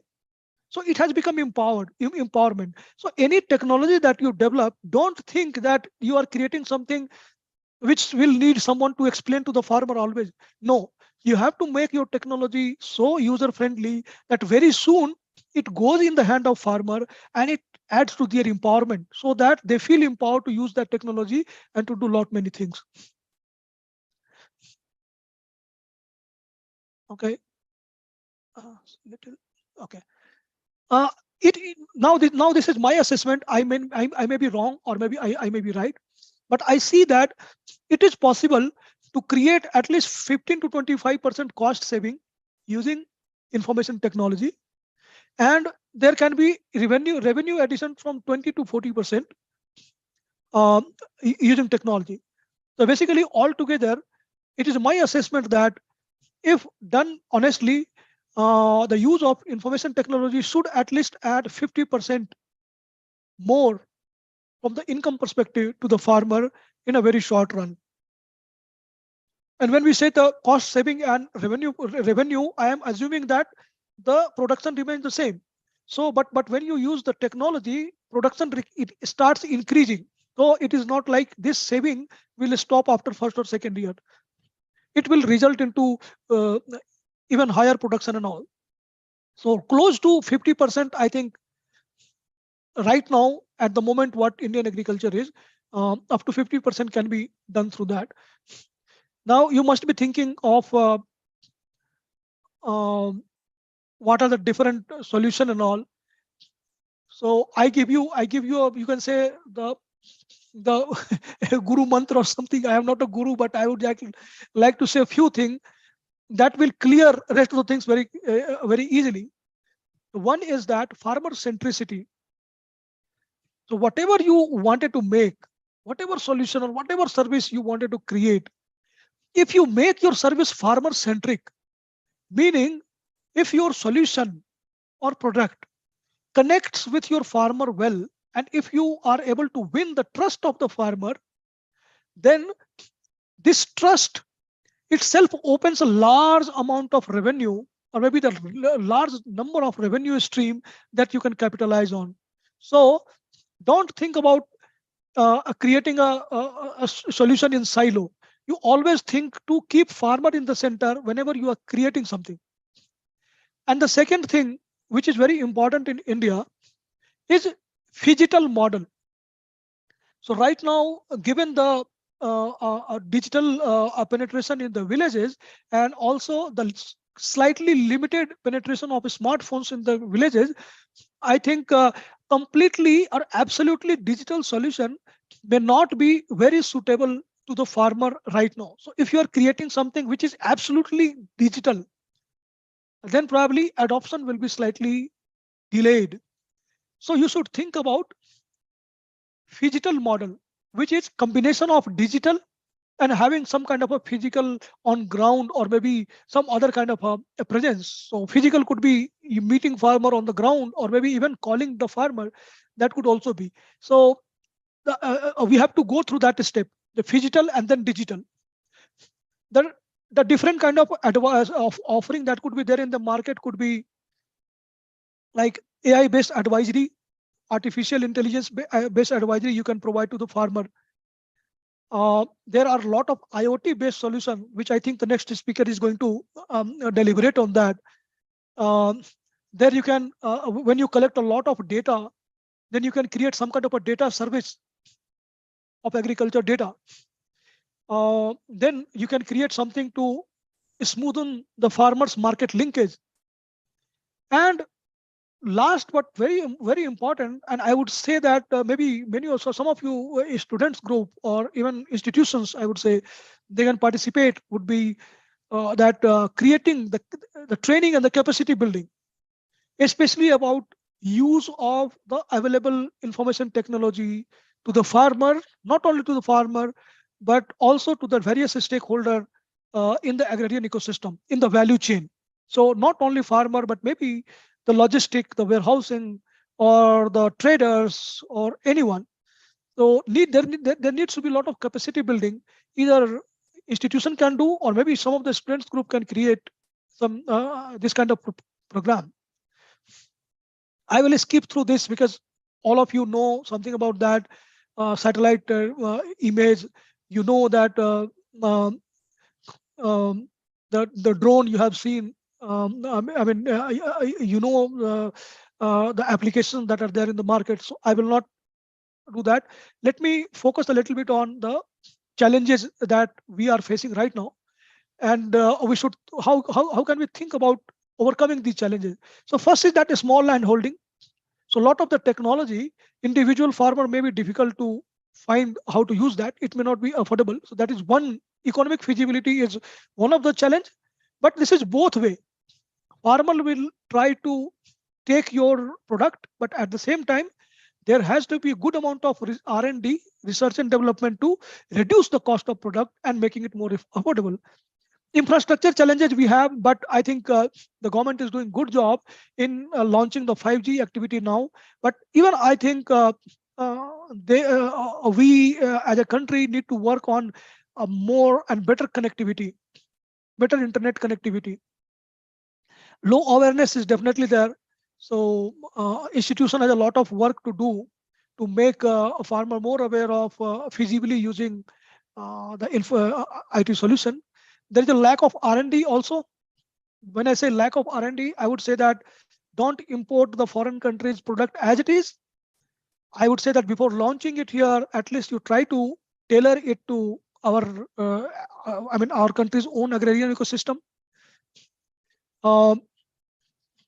Then government also need to work on that, because the things related to infrastructure, awareness creation, capacity building and all, I think government also need to participate. And I'm sure the government, if doesn't participate directly, but it always encourages these exercises. As a entrepreneur, I would say that I think one way of overcoming the problem is to create tiers, different tiers, like you have metro city, tier 2 city, tier 3 city and all. I think one should not be stopped for creating a premium and useful solution. We should always make a good solution, not necessarily looking at the cost only. I think we need to promote FPO, FPC or cluster-based organization for the ICT adoption. So if you have really very useful IT solution and you think that individual farmer will not be able to afford, then I would say that you should target FPO, clusters or group of farmer to use your solution. R&D, we have talked about awareness. I think partially government should take responsibility, partially institution, and we as a company also should take some responsibility to create more awareness. Very quickly about my company. My company, I'm a startup. As you know, I am from agriculture background. So we have been doing a lot of research work on this area to create a really useful solution. We do have some solution, but our presence is not very high, I would say. We are working on that to launch our solution very soon. But one good thing that we have done is before launching the solution or launching any IT product, we have spent more time in actually talking to the farmer, visiting the different part of India, understanding the culture, understanding the social strata of our agrarian ecosystem. So I am happy to mention that I work very closely with Banaras Hindu University, MIT University, to get some kind of a knowledge from there. I have worked with, my company has worked with APIDA in past. We are in a very close discussion with Ministry of Food Processing Industry, especially in UP and MP. We are discussing with the state government as well. But these discussions are more to understand the system better. We are also thankful to some of our key clients like JICA, which is Japan International Cooperation Agency, Desamis, which is a Japanese dairy tech firm. We are working with NABARD as well, and the client list is growing slowly. About me, I think he has already explained. So now I will say thank you, and I will stop sharing. And I don't know if you, sorry, how to stop sharing. Okay. Sir, you can. Sir. Okay. Can you? Okay. Thank you so much, sir, for a wonderful presentation. One of our participants, sir, Ms. Supriya Das, she is asking, sir, how's the scope of agribusiness management across the India? And please recommend some best school, excluding from the IIM, those offer ABM, Agriculture Business Management. I think from business school perspective, I would say that if you leave aside IIM, then I would see that manage is another very good option that one can think of. So manage is a really good option if some things up. But from knowledge perspective, I would say that most of the agriculture institution, they have started agribusiness management courses, and the course content wise, it is good. I think it is more important that you should not study agribusiness management in a closed room, because you cannot do business, especially in India in agriculture sector, unless you are connected to the farmer. So whichever university that you enroll in, always make it a point that you do a lot of projects. Or if it is not a project, keep meeting farmer, understanding different stakeholders and all, because this is the only knowledge that will give you an edge. So especially if you are in agriculture, don't think about you can learn everything in a closed door or in the institution only. Thank you. Thank you so much, sir. It was really a wonderful session.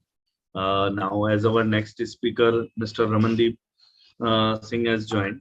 So I would like to ask our next host, Ms. Preeti Words, to please carry on the session. Last but not the least, really thankful from the whole Just Agriculture team. I would like to thank you, Prakash Kumar, sir. Thank you, sir.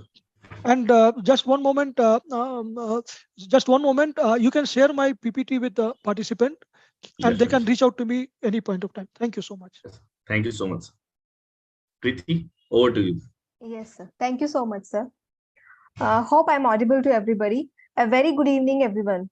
On the behalf of Sher-e-Kashmir University of Agricultural Sciences and Technology, Team Just Agriculture, and Agro-Environmental Education Farmers Welfare Society Punjab, I Preeti Words cordially welcome you all to the successful 7th day of Agriculture 4.0, the future of farming technology and agripreneurship development, which is a 15-day international online training cum workshop program. I wholeheartedly welcome all of you. I hope our participants are enjoying and learning to the fullest. So coming to the session now, I would like to bring your attention to this and warmly welcome our chief guest of the session, Mr. Ramandeep Singh, who is the Associate Director at On Demand Agility and Head of the IoT program at Sapta Foundation. Sir has been a Senior Software Engineer at Agilis International and R&D Engineer at HECO India. Sir is a technology evangelist and Python lover with a specialization in machine learning, Internet of Things, as well as industrial Internet of Things, drones, autonomous flight control systems, real-time operating systems, embedded systems, design and industrial automation, and computer vision. Sir has designed and implemented many adaptive PID control algorithms for special purpose, hydraulic and pneumatic machines. Sir has hands-on with Skykit, Pandas, numerical Python, natural language toolkit, and has a keen interest in robotics also. Dear agriculturists who are techno-savvy and those who have a keen interest in modern science, this session is going for you. So without any further delay, I would like to request sir to join the podium and address sir. Welcome, sir. Over to you, sir. Thank you very much, and Good evening, everybody. On behalf of Sabudh, myself Ramandeep, and I head the IoT program in Sabudh. And thanks Just Agriculture for inviting me on this call. I would like to start with the introduction of Sabudh. So guys, Sabudh is an organization which started in 2018 by Dr. Sarabjot Singh and Dr. Sukhjit Singh with a sole mission in mind that we need to create more technical talent, this tech pool in north part of the India, that is Punjab and the talent pool in emerging technologies. So to complete that vision, we offer courses in emerging technology, courses like in data science and IoT, data engineering. There is another part, and this training is totally free of cost. It's basically a community service that Sabudh is interested in. The other part of the organization is that we use these emerging technologies for social good. And having been said that, agriculture nowadays is like in India, it's one of the widely opted professions in India, but unfortunately, we haven't been doing justice to agriculture a lot. So, one of the project in Sabod is Sasyakal Punjab. That project practically deals with using emerging technologies in agriculture. We have created an ecosystem. We'll talk about that a little bit more. But that ecosystem is trying to help the farmers enhancing their yield, practically solving their problems. One of the very common problem is like even nowadays, even in winters, they have to wake up too early to water their field, which they should not be doing. I mean, all that thing can be automated with very, very low cost equipments, low cost components. So we have a hardware wing. We built our own hardware, the software, the complete machine learning pipelines, and the whole ecosystem. That's what Sabod is all about. And on behalf of Sabod, again, I welcome you all. I'm sharing my screen. Just give me a second.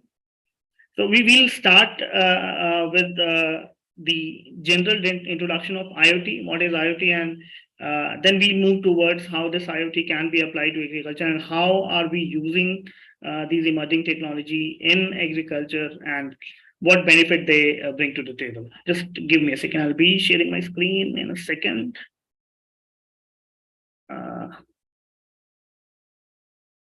Yeah, I can just share the PPT itself.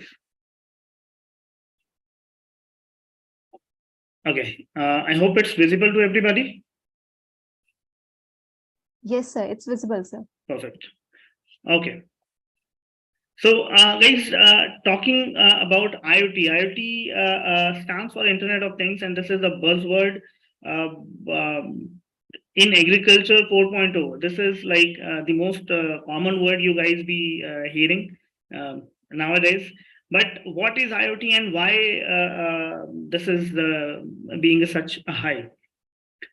When we talk about IoT, the first mistake most of us always does is thinking it as just one subject or one domain. Whereas IoT is not a single domain, it is like a collection of multiple domains. It starts with embedded systems, electronics, sensors, then that sensor goes to the data collection, the clouds comes in, then you have analytics running over it, machine learning comes in, and then you have visualization and action back. This collective approach is called as IoT, not a single domain. So that's why the implementation and adoption of IoT sometimes becomes very cumbersome because making all these systems work in harmony seems like a bit of a challenge, and it is actually. Consider a very simple situation. On the screen, you can say, again, I was talking about the watering of the plant. That can be done remotely. They don't even need to go there.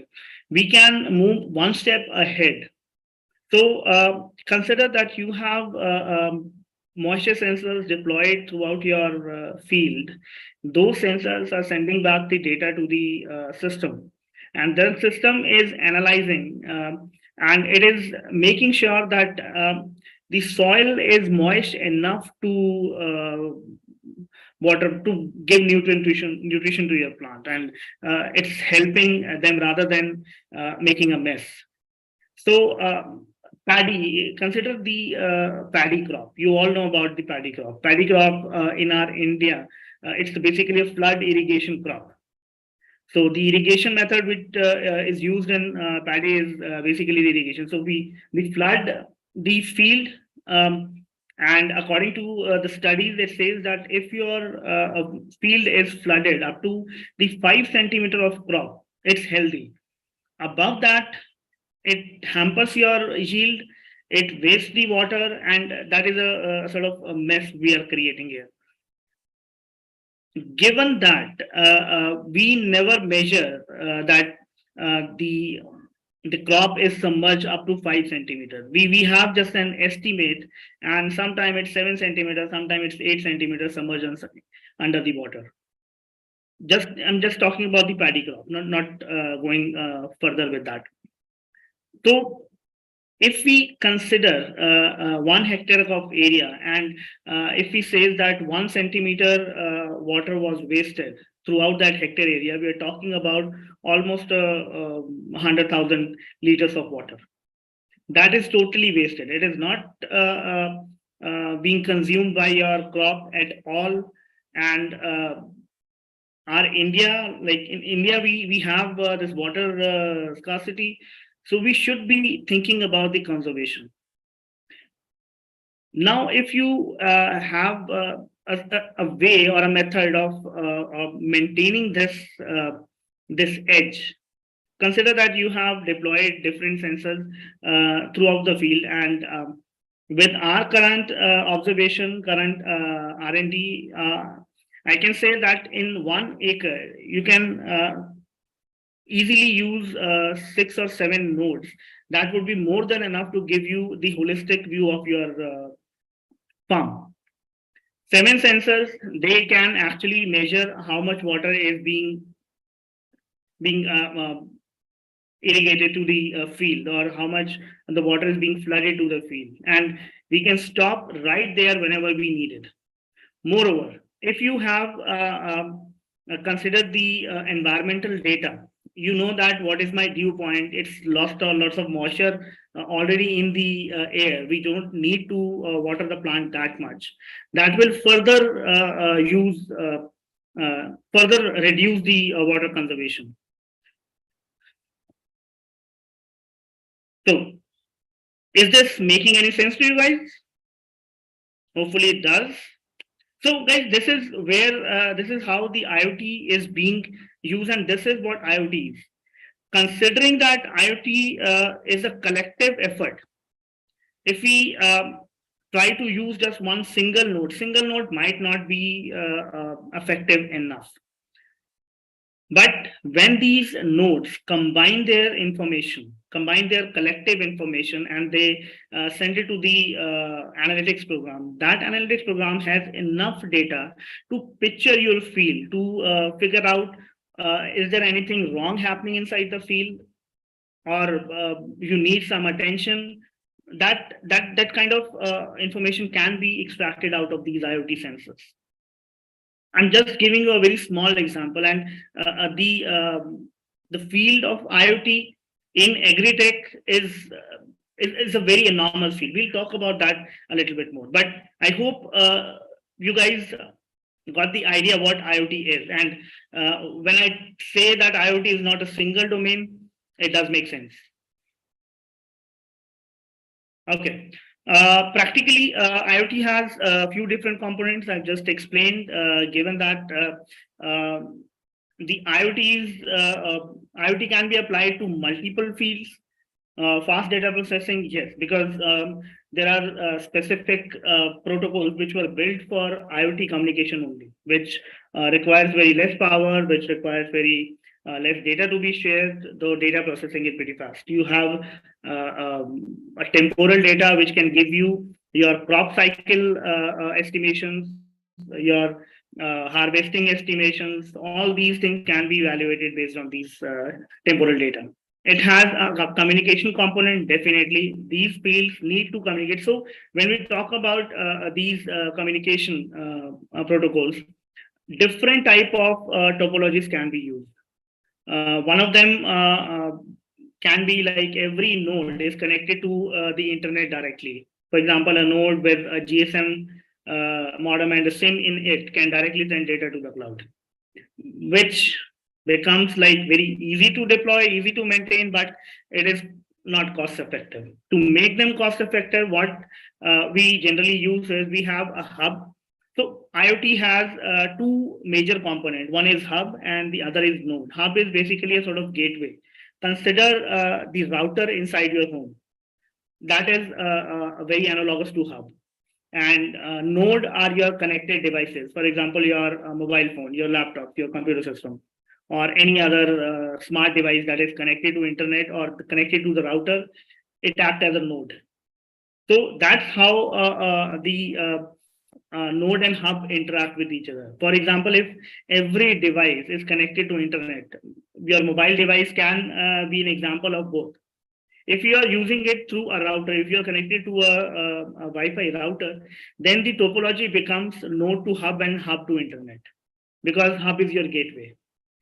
It does have its own SIM as well, and when you are using it without any hub directly, using your data pack or 4G network, it becomes the other topology. The node directly is communicating to the internet.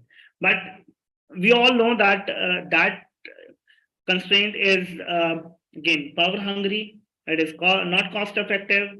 The data is not that cheap. It's cheap yet, but it's not that cheap that you can always use your 4G network. So it totally depends on the kind of scenario you are. For example, if we talk about the agri-tech concept, the field itself is a localized area. You have 4 acre, 5 acre, 10 acre of a field, and that field is spreaded across max of a kilometer, not more than that. So we can deploy different nodes, and centralized hub can be used, which is connected to the internet. It reduces your cost a lot. It reduces your cost a lot. So the GSM, again, the operating cost is higher in single node topology, whereas hub and node topology reduces your operating cost as well. And it can give you a more holistic view to the hub, and you can deploy some intelligent algorithms on the hub itself. For example, smart irrigation. It can collect the field data, it can get the weather pattern data or the dew point of your air, and it can evaluate how much water we need to irrigate. And guys, this is, we are doing this in our project. So it's not just a theory, it's practically implemented. Low footprint protocols. Yes, there are these devices are very lightweight and low footprint systems are required, because on just on battery power, they can be powered up to like a few months or years. Cloud computing is another component, because the data collected with these devices, with the help of these devices, data is not small, or I can say the amount of data generated is quite large. So you need a cloud to store that data, to analyze that data. If I talk about a very general thing, one node sending data per minute, and for 24 hours, it is generating 1440 data points. Sorry, 1440 data rows, not points, because one row might contain multiple sensors, and one node is sending 8 or 9 different parameters. 1440 for 1 day, and that's for one node. For 1 acre, we can assume that it's 10 nodes per acre. That goes up to 14,440. And going beyond, it is just for 10 nodes or 1 acre of the field. Now consider that you have 20 acres of field. The data becomes enormous. You need cloud storage to store that data, to analyze that data, because edge computing or your local systems are not capable enough to handle this amount of data. Again, research is another field where IoT is very popular, or that seems pretty obvious on this. Okay. IoT has 3 major parts. Like if you define an IoT system, it can be divided into 3 major parts. The hardware, definitely. I told you that IoT starts from embedded systems, from data collection. That data collection is all about communicating with sensors, a microcontroller which interacts with the sensors, extract the data, convert them into a protocol, and then send them out to the cloud or to the hub. To send them to the hub or cloud, we need communication. That is the second section. That is the second domain of IoT, or component of IoT. There are various communication protocols that we can use. We are using Wi-Fi, LoRaWAN is there. BLE is for a very short range for configuring or device provisioning system. ZigBee, again for short range. RFID to authorize few things, you can use RFID. And very common example of RFID is your smart tags. The one you have on your vehicles, that is a very common example of RFID. Post that, there is software tech and protocols. The software technology and protocols, they conclude all your analytics, all your smart algorithms running over that data. Okay, now let's talk about the impact of IoT on agriculture. What do we need from agriculture? What do we need from agriculture? Is the good yield, right? Low cost, cost effective. Moreover, if we can, so how to increase the yield? The IoT devices or IoT systems cannot increase your field space, the land space. They cannot increase the land space. You have 1 acre and you'll always be having 1 acre. So how does IoT actually impact on the yield? You guys know that 35% of 35 to 40% of crops are being like wasted. They are destroyed because of insect manifestation or the disease manifestation. And the problem is that we have no currently we don't have any way to predict them or to analyze them at a very early stage. Having been said that, these IoT devices can actually help you in identifying these situations very early, at very early stage. And if you can detect those things at early stage, you can take preventive measures. Based on the preventive measures, your yield definitely get increased. I mean, if you can reduce that wastage to 10%, what you are getting is a 30% increase your yield. That's how these IoT devices or the technology advancement help in agriculture. That is one. So the other thing where these IoT devices can help you, if you can detect the stress area. When I talk about stress area means any infected area which is not good for your crop, which might have some insect infestation or some disease in that area. If we can identify those areas. Currently, how your fertilizer spraying is done is you just mix them into a big tank. Everything is there. You don't even know what to put in the field. Whatsoever is being told to you by the fertilizer company, we are using that. We just put that in a tank and we spray the fertilizer throughout the field without considering whether the fertilizer spray is required at that particular area or not.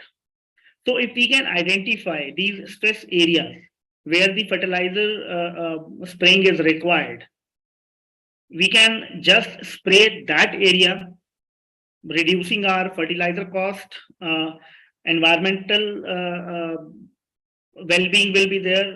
It's more environment friendly.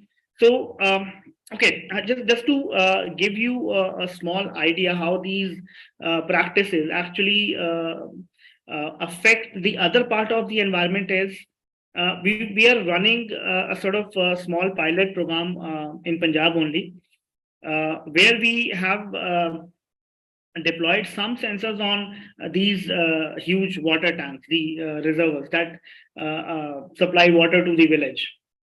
I hope you all understand what I'm talking about. These reservoirs, which like the overhead tank, you can say, they have a capacity of 100,000 liters or 200,000 liters. So we have deployed some sensors on these because these overhead tanks, they uses groundwater. They extract the groundwater and they supply it through the village. The groundwater itself is getting very, very polluted. The TDS is higher, their ORP readings are just off the chart, because whatever fertilizers you spray in the field, that fertilizers further go into the groundwater, and that is the groundwater again what you consume. So these practices need to be optimized. Yes, we cannot say that we can stop the use of fertilizer 100%. That is not possible. But if we can reduce them to 50 or 60%, we are still on a very, very good state. Good state. We will be saving our cost on fertilizer. These fertilizers are not cheap, I believe. Second, we are making a more healthier environment for ourselves, for our children, and for our next generation. It helps in growing that, and moreover, the land itself needs some rejuvenation. And dealing with these fertilizers, the land itself gets sort of a degrade. The other concept is if we know what kind of nutrients are lacking in the land, or what kind of nutrients that the particular crop requires, we can supply only those fertilizers or those pesticides, and the crop is happy, the field is happy, the environment happy, and your pocket is also happy. That's, guys, how these technologies, these new technologies are helping the farmers to increase their yield, to better optimize their funds. They don't need to spend them on costly fertilizers or costly pesticides.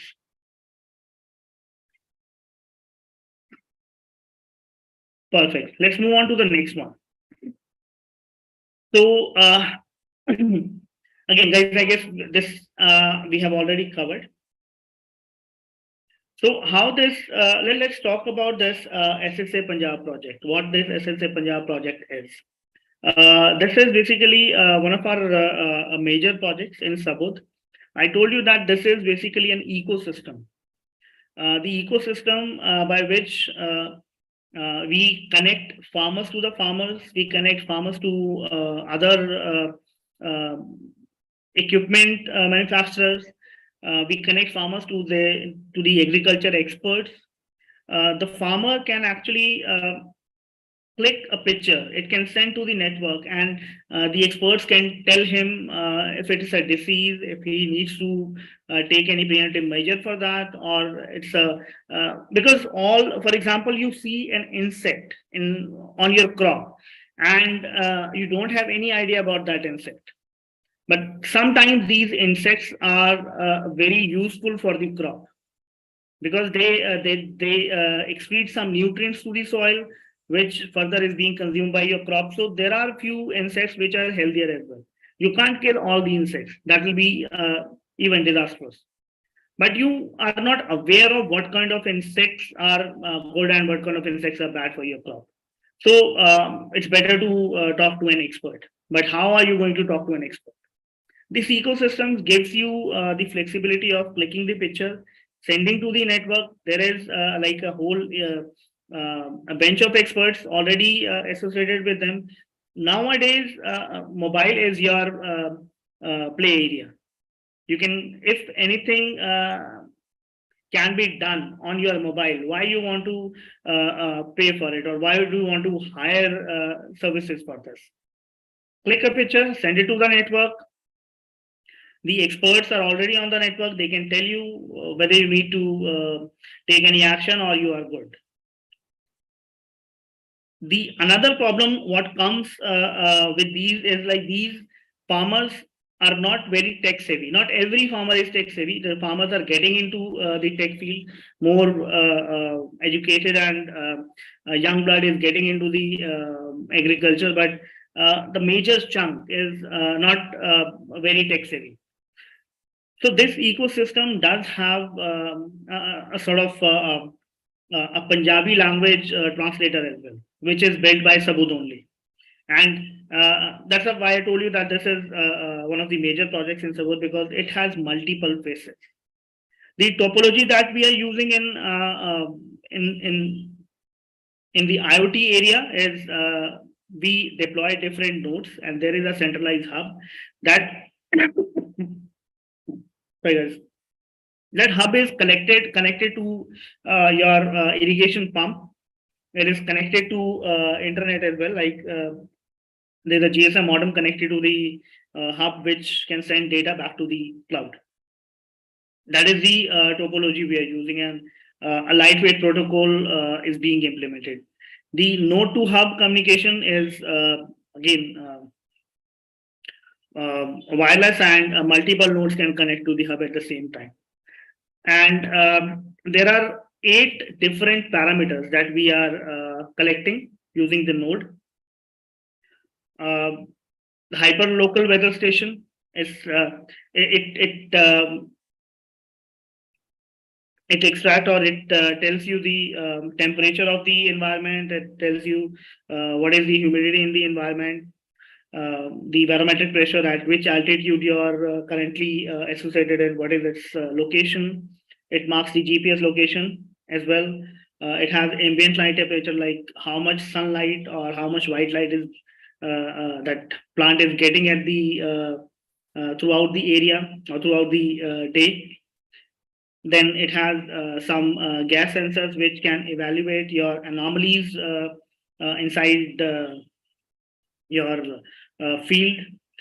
So guys, the anomalies, when we talk about those anomalies, for example, we have deployed 8 sensors throughout the field, and you can figure out that at some part the gas sensors are off the chart, or they are not consistent with other sensors. That tells you that this is the stress area. You need to figure out, because either weed is there, which is probably generating more CO2, or some insect is there, which is again generating some different patterns of CO2. And you can actually take very preemptive actions at this state, rather than because most of the time you detect the disease when it's already being spread. You detect the manifestation when the population of insects have been uncontrollable.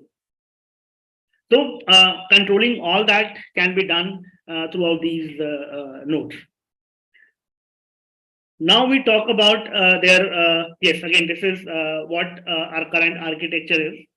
Our hub is connected to our central database, where we collect the data, and there are a few analytic algorithms which runs over that data, and it extracts valuable information out of it. So data collection part is done in 3 different states. One is the satellite imaging, second is drone imaging, and third is our IoT devices. So we have a 360-degree view of the data of the field. Associated constraint is taken care of, and the stress area is evaluated.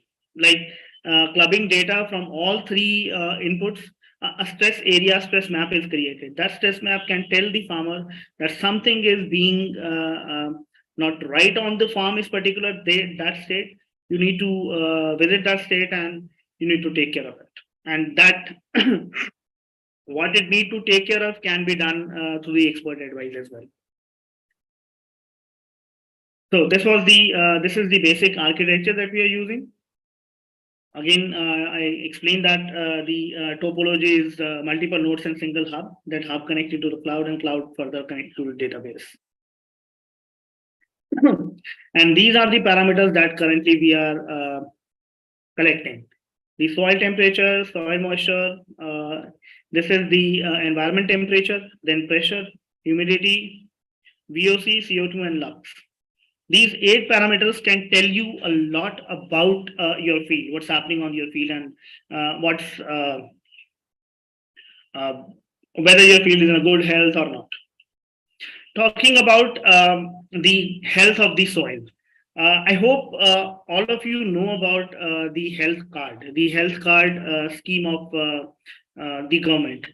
what they are trying to do is they're trying to map the agriculture land throughout the India based on their nutrients. Like they want to evaluate what kind of or which part of the land, which part of the country, or we can say the land of which part of the country is suitable for which crop. Because there are three key nutrients which helps your crops to grow, to yield better. NPK. NPK stands for nitrogen, phosphorus, and potassium. The only problem is currently they're using lab techniques, and lab technique is very accurate. It can tell you about the micronutrients and E-carbon as well. But onto a major level, we have developed an NPK sensor, which can give you the lab test gives you the data in 20 days, 15 to 20 days. Although process itself is not very lengthy, but when they get there are labs or not like in sufficient quantity, or they take some thing in leverage. So a usual report, the lead time for a usual lab test report is around 20 days, 15 to 20 days. That what we have been told. So we developed an NPK sensor which can give you a result in 30 seconds. Moreover, you can directly tag that particular geolocation and send the data back to the cloud. You can map the field, you can take the collected data. I mean, you can map the field multiple times at different locations, and it will give you the homogeneous layout of your land. That is the NPK values consistent. This NPK value can tell a lot about the healthy crop. Guys, am I not audible? You're very much audible, sir. Okay, but somebody wrote in that I'm not audible. No, sir. I think their network may be unstable. Okay, fair enough. Sorry, guys, you just. Yeah, I was talking about the NPK sensor. For example, you sow a good quality crop and you just evaluated NPK before the crop. And now you are evaluating these NPK readings every week. And on one particular week, you figured out that at one of the areas or one of the sites, your NPK readings are not accurate. They're not what they should be. Either the crop is consuming the NPK at the rate it should not be. That directly, that proportionately comes out to be that either the weed is there or some infestation is there. So guys, this NPK data is like before sowing the crop, you need the NPK data so that you can plan your fertilizers, what kind of fertilizers you need.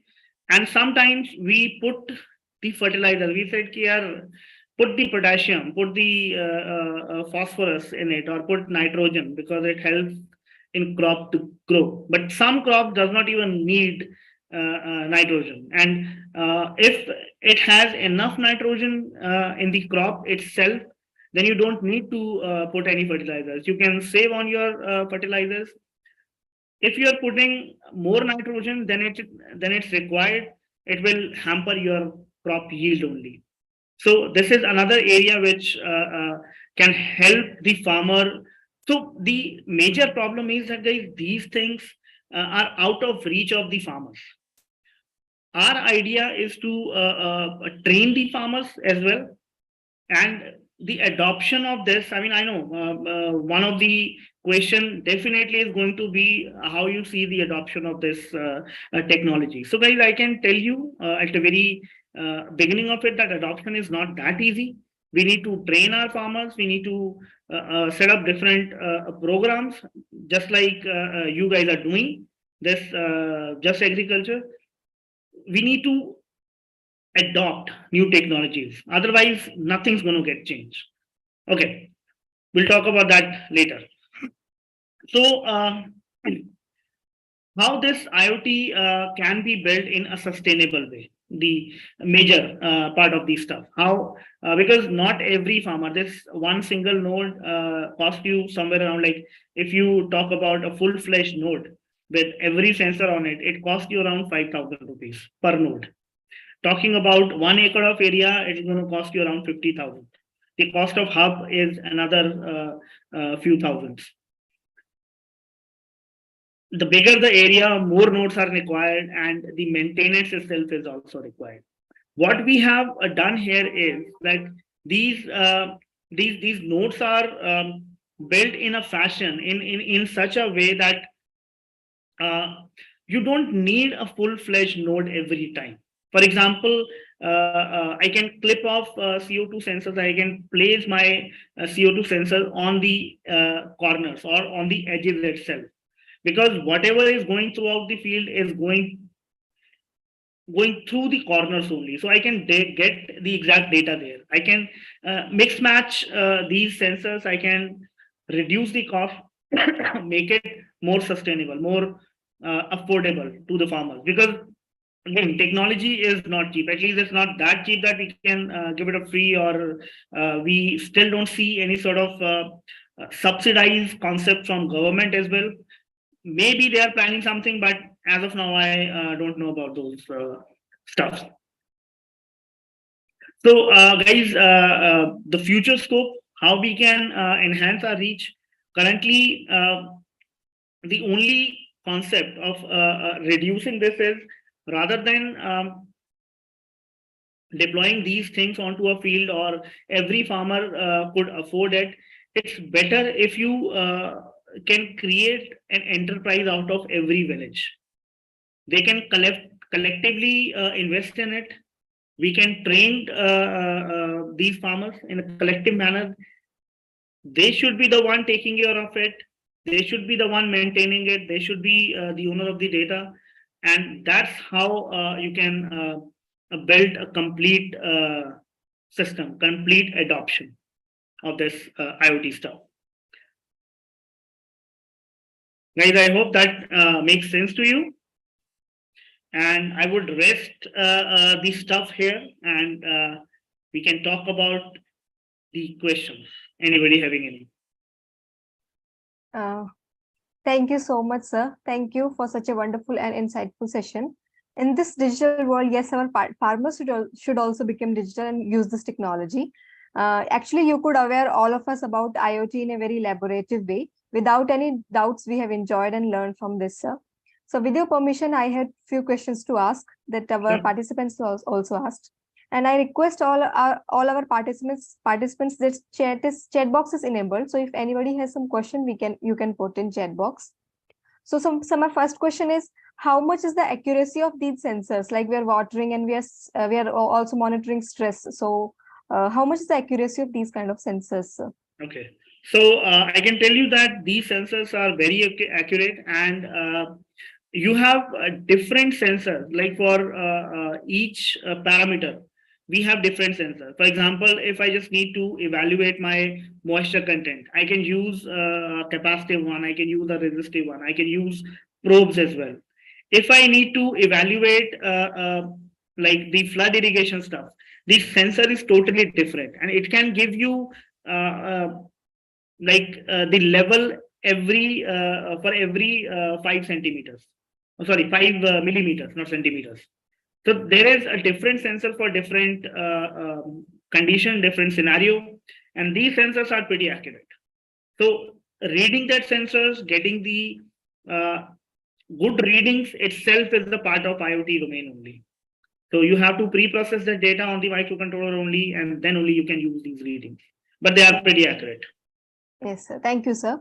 So as you already mentioned, there will be a question on this. So the next question is coming like, this technique is costly and skillful as well. So do you think it is disadvantageous in terms of farmers adopting this technology? Yes. Yes. So this is one-time cost. We are not talking about a recurring cost. And if anything, if any cost is a one-time cost, that's why I told you that rather than every villager or every farmer should adopt this technology, it's better if they can form a sort of enterprise and collectively invest in this technology. which definitely would increase their yield, help them making their farming experience much better, better produce, and that definitely will pay back a lot. Yes, sir. Sir, somebody is asking about what is the difference between DUS and VCUS, sir? What is the difference between DUS and VCUS, sir? Okay, VOC? I can't. Can you write it in the chat box? Yeah, it's written in chat box, sir. Archana is asking, sir. Hold on. So what is? I'm not sure what you're talking about. Can you elaborate this? What is DUS and VCUS? Archana, if you are in chat, you can please unmute yourself and ask.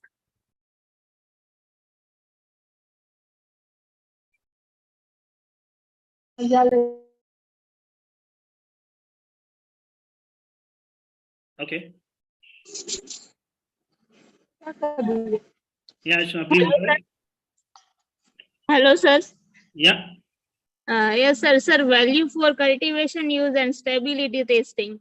And sir, what is the difference between VCUS and DUS test, sir?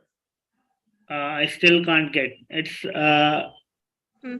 is it related to farming or is it related to? Yes, sir. Yes, sir. It is related to farming, sir. Okay, I am not right person to answer this because I have very little experience of farming. Oh, okay, sir. Sorry about that. Okay, sir. No problem, sir. Sir, another question is coming. Like, is there any protocol for installing this much of sensors in the field? What's that? Sir, a question is like, is there any protocol for installing this much number of sensors in the field? Yes, again, there are different protocols. Some protocols allowed around up to 10,000 devices to be connected with single hub. Few allow only 20. It depends, totally depends on what kind of scenario you are. The size of the field matters, the area matters. If you're using it in flat land, probably a different protocol will be used. If you're using these in step farming or in hilly areas, the protocol will be totally different. But yes, there are protocols. LoRaWAN is there, Wi-Fi is there, and then few of them use very high frequency radio waves, just like your television or radio waves. Okay, sir. Thank you, sir. So the next question is, can IoTs also be used in preventing post-harvest losses? Yes, a lot. I mean, in fact, that is one of the major area where we are working on. So the post-harvest area, you have different warehouses, and if one particular crop start rotting, it corrupts other crops as well, or other produces as well. So if you can detect that thing preemptively, and that can be done using different gas sensors, a collection of different gas sensors. We are working on one of the such sensors where array of different gas sensors is connected together, and it can give you what kind of gas is being sensed inside the warehouse. So the moment you can sense the warehouse, you can figure out some crop is rotting, and you can store or use that data to just filter out that. Okay, sir. Very well said, sir. So the next question is, Mr. Sanjay is asking, in a rural farm scenario, is there any chance of any biotic or abiotic factors undoing this technology? Yes. So talking about the biotic factor, we found like a whole family of spiders inside our nodes. So that is definitely a biotic factor. Abiotic factor totally is there because although these sensors are pretty rugged and the nodes are built claiming IP68 certifications, but they still get some moisture because that's how you will evaluate the incoming gas. You cannot completely seal them off. So it does affect a lot. And this is the part of regular maintenance only. Okay, sir. So last question is, any sensors were developed for identification of plant disease, and symptoms of different plant diseases are very close to each other. So is there any accurate sensors to identify exact plant disease? So first of all, there is no sensor, no such sensor to identify a disease. But yes, what you can do is whenever there is a disease in the plant, their gas level get elevated, their different parameters get elevated, their temperature will rise, or some sort of anomaly is there. So we have built few algorithms based on the historical data, which can tell you that which disease it is. And I told you that we collect data with 3 different platforms. One of them is drone photography. So drone photography with multispectral camera, it can tell you the hidden patches. It can show you the hidden patches. That patches goes through an algorithm which can sense what disease it is, which tells you what disease it is. That's why at very beginning I told you that SSA project is not only an IoT project, but it's an ecosystem, because a single substance of IoT won't be good enough. You need analytics over that. Thank you so That much, forms sir. the backbone of your system. Okay, very well said, sir. Thank you so much, sir. Thank you once again for your valuable time with us. On the behalf of Team Just Agriculture and our participants, I thank you once again, sir. It was worth listening to you, sir. Same here. I enjoyed a lot. Thank you, guys. Sir. Thank you, sir. All Now I right. would like, Take yes, care. sir. Thank you. Leaving out. Thank you, sir. Thank you, sir. Now I would like to hand over the next session to Anshika ma'am to listen to our next guest. Anshika ma'am, over to you. Thank you, Preeti. Thank you, ma'am. Hello, everyone. Am I visible? Yes, Anshika, you are visible and audible too. Okay, ma'am. Hello, everyone. It's Anshika. Just a minute.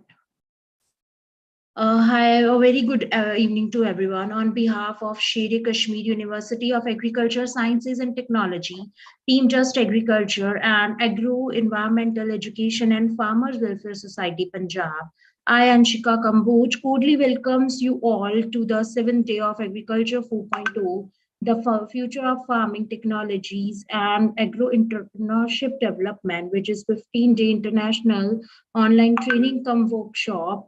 And this program is jointly organized by the Sher-e Punjab University of Agriculture, Sciences and Technology and the Just Agriculture e-magazine with Agro Environmental Education and Farmer Welfare Society, Punjab. So I just want to welcome our guest, Mr. Dushyant K. Tyagi, for the valuable lecture. I just want to brief the chief guest of the day. He is the Chief Executive Officer of Farmgate Technologies Private Limited.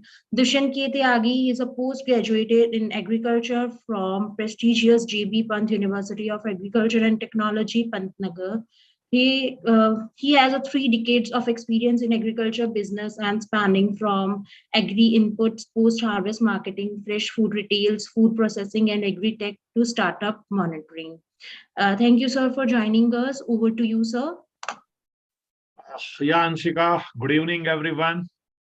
And I believe you have a couple of presentations and interactions and lectures, and probably this one is the last for the day. So very happy to be here, and I welcome you all. And the idea of this 45-minute interaction is to understand a little bit about agriculture marketing in India. So all of us are aware that markets are important for farmers. And in agri-value chain, all of us understands that agri-value chain is divided in 3 parts. The part 1, which we call pre-market, is basically deals with all agronomic practices. It is all about crop production and all the related activities. Once the crop is produced, the farmers, they basically take their produce to markets. 1 minute, I have to share the screen. 1 minute.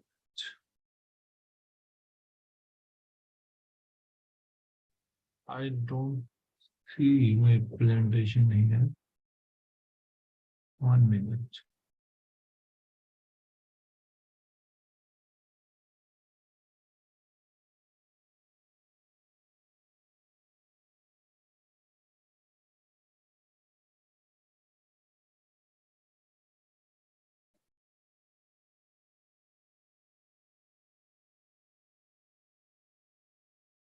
Some snack this time again, files. I'm unable to see my screen here, some issue.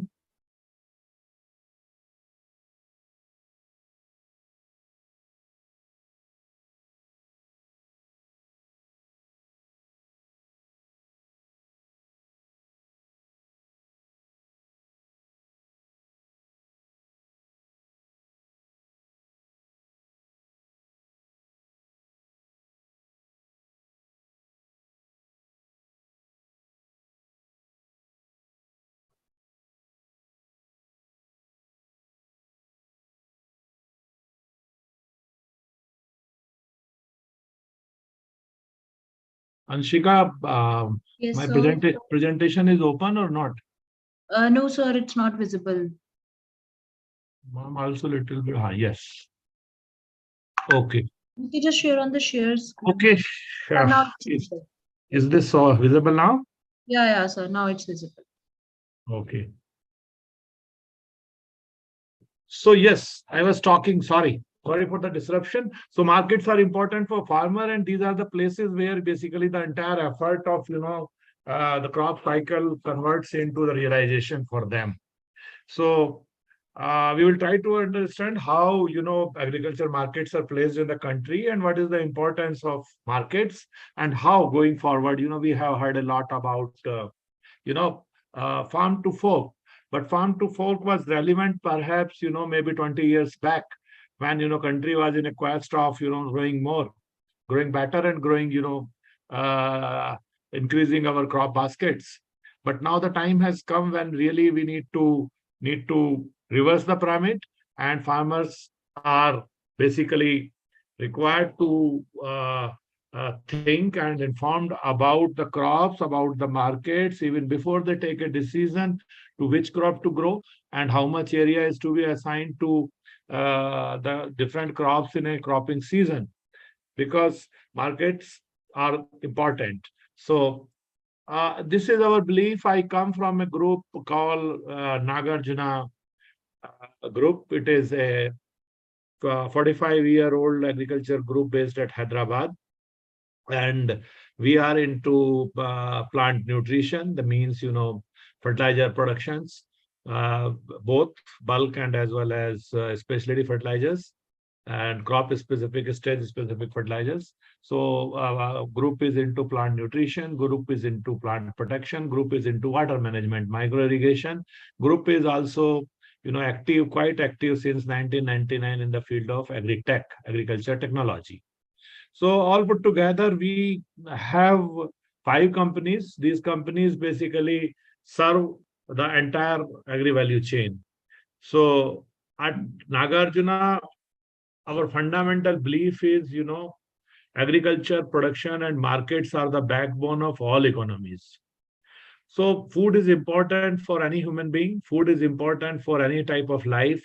And then we believe wherever we may be on the planet, agriculture, production, and markets are very important for any of the economy, for any of the country, for any of the island.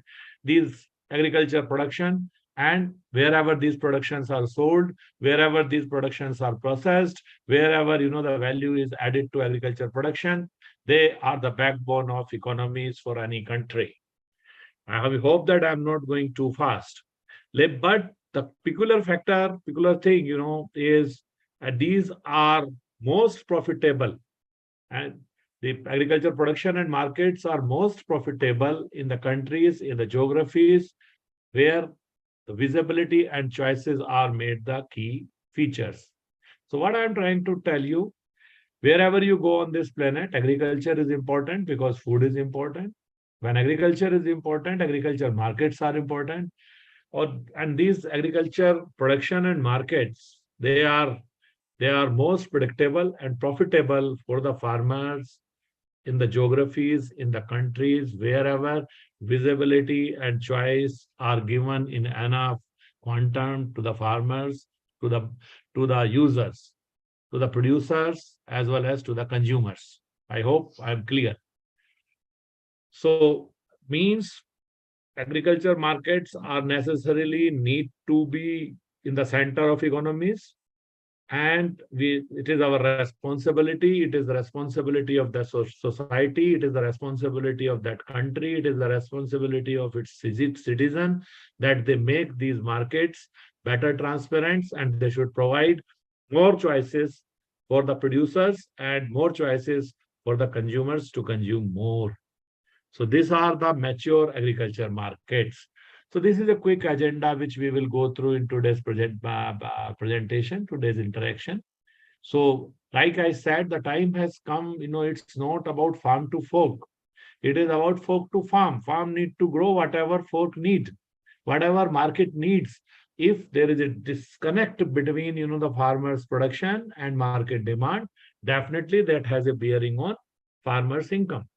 So we quite often see that, in one of the year, farmers get a very good price for a particular commodity, for a particular crop. Next year, the production will go up, they will increase area, and then prices will tank. This is one phenomena.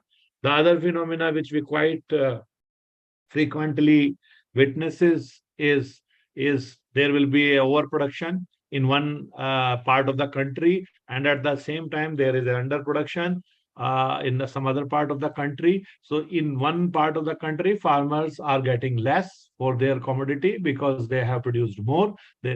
On the other area of the same country, you will see that consumers are paying very high price. So it's not a good scene for us. It's not a good scene for the farmers. When technologies have evolved so much, when all other sectors have evolved so much, so agriculture also need to be better democratized and better technocratized. So technologies have to come here. These technologies should basically help our farmers to plan better, to grow more, and to get a better price realization, better profitability. These technologies and markets, they should also help consumers to consume better. India, most of the time we are a carbohydrate consuming country. We may be the largest producer of many commodities, many crops. We may be the largest producer of milk. We may be the second largest producer of fruit and vegetables. We may be having, a substantial production to basically feed 130 crore plus people.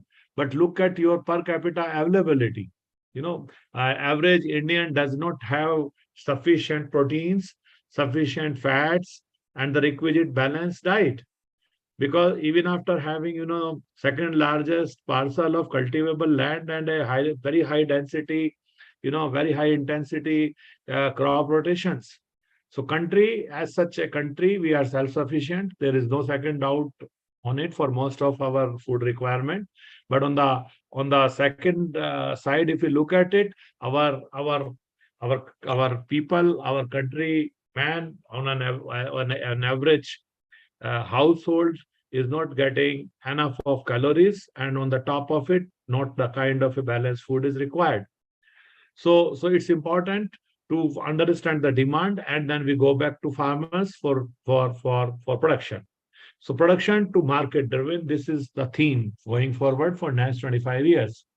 So we will understand in part first, what is the approach from production to market driven. The second is what kind of a solutions we are working on for last 10 years to basically address this disconnect between the production and markets, between the farm and markets. And then, we see these days a lot of, technology interventions coming in agriculture. So we will understand, how the startup ecosystem is going. So we will quickly, go through it. Like I said, visibility is the central to freedom, yet most under-recognized in agriculture. Second thing is choice is the foundation of democracy that comes from visibility. So visibility is important. when I say visibility, if you are if you are a common consumer, I mean, when you visit Amazon or when you visit Flipkart, or whenever you happen to basically surf the net, I mean, if you want to buy something, you have a number of choices. You have all the access to know the prices of a particular brand, of a particular item, of a particular, quantum, and then you can make a choice. And you can always make a choice because you have a visibility. And choices means you don't have only one seller. You have n number of brands are there, n number of suppliers are there, n number of manufacturers are there. So these are the essence of free markets. So this is little bit complex and this is little bit bookish, but please understand, for youngsters like you, it's important. So for India, pre-1991, India was a controlled economy. It was governed by basically number of licenses and quotas, and productions of the major articles, major industries were controlled by the government, because government after independence till 1990, they felt that it is important to regulate the markets for ensuring sufficient availability and equitable availability of goods and services to most of its citizens. But post 1991, we, for example, your telecom, for your example, your infrastructure, for example, your automobile, for example, your entertainment industry, whatever. And then you have the benefits of that liberalization here. Today, India has, more than a dozen world car brands.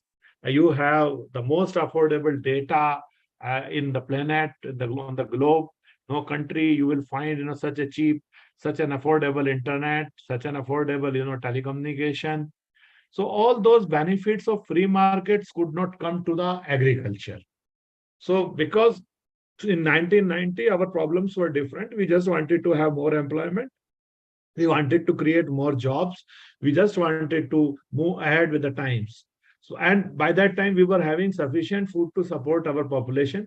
And agriculture was by its own traction in the work done from 1968, Green Revolution till this time, 3 decades was good enough to support country for some time. As a result of that, by the time we reached to the year 2010, we could see a lot of stagnation is happening in agriculture. Migration is happening from villages, and for our per capita yields for most of the crops is kind of stagnant, or we are trailing in terms of major agriculture inputs, consumption, and as well as the output also. For example, Bangladesh have a better paddy yield than India.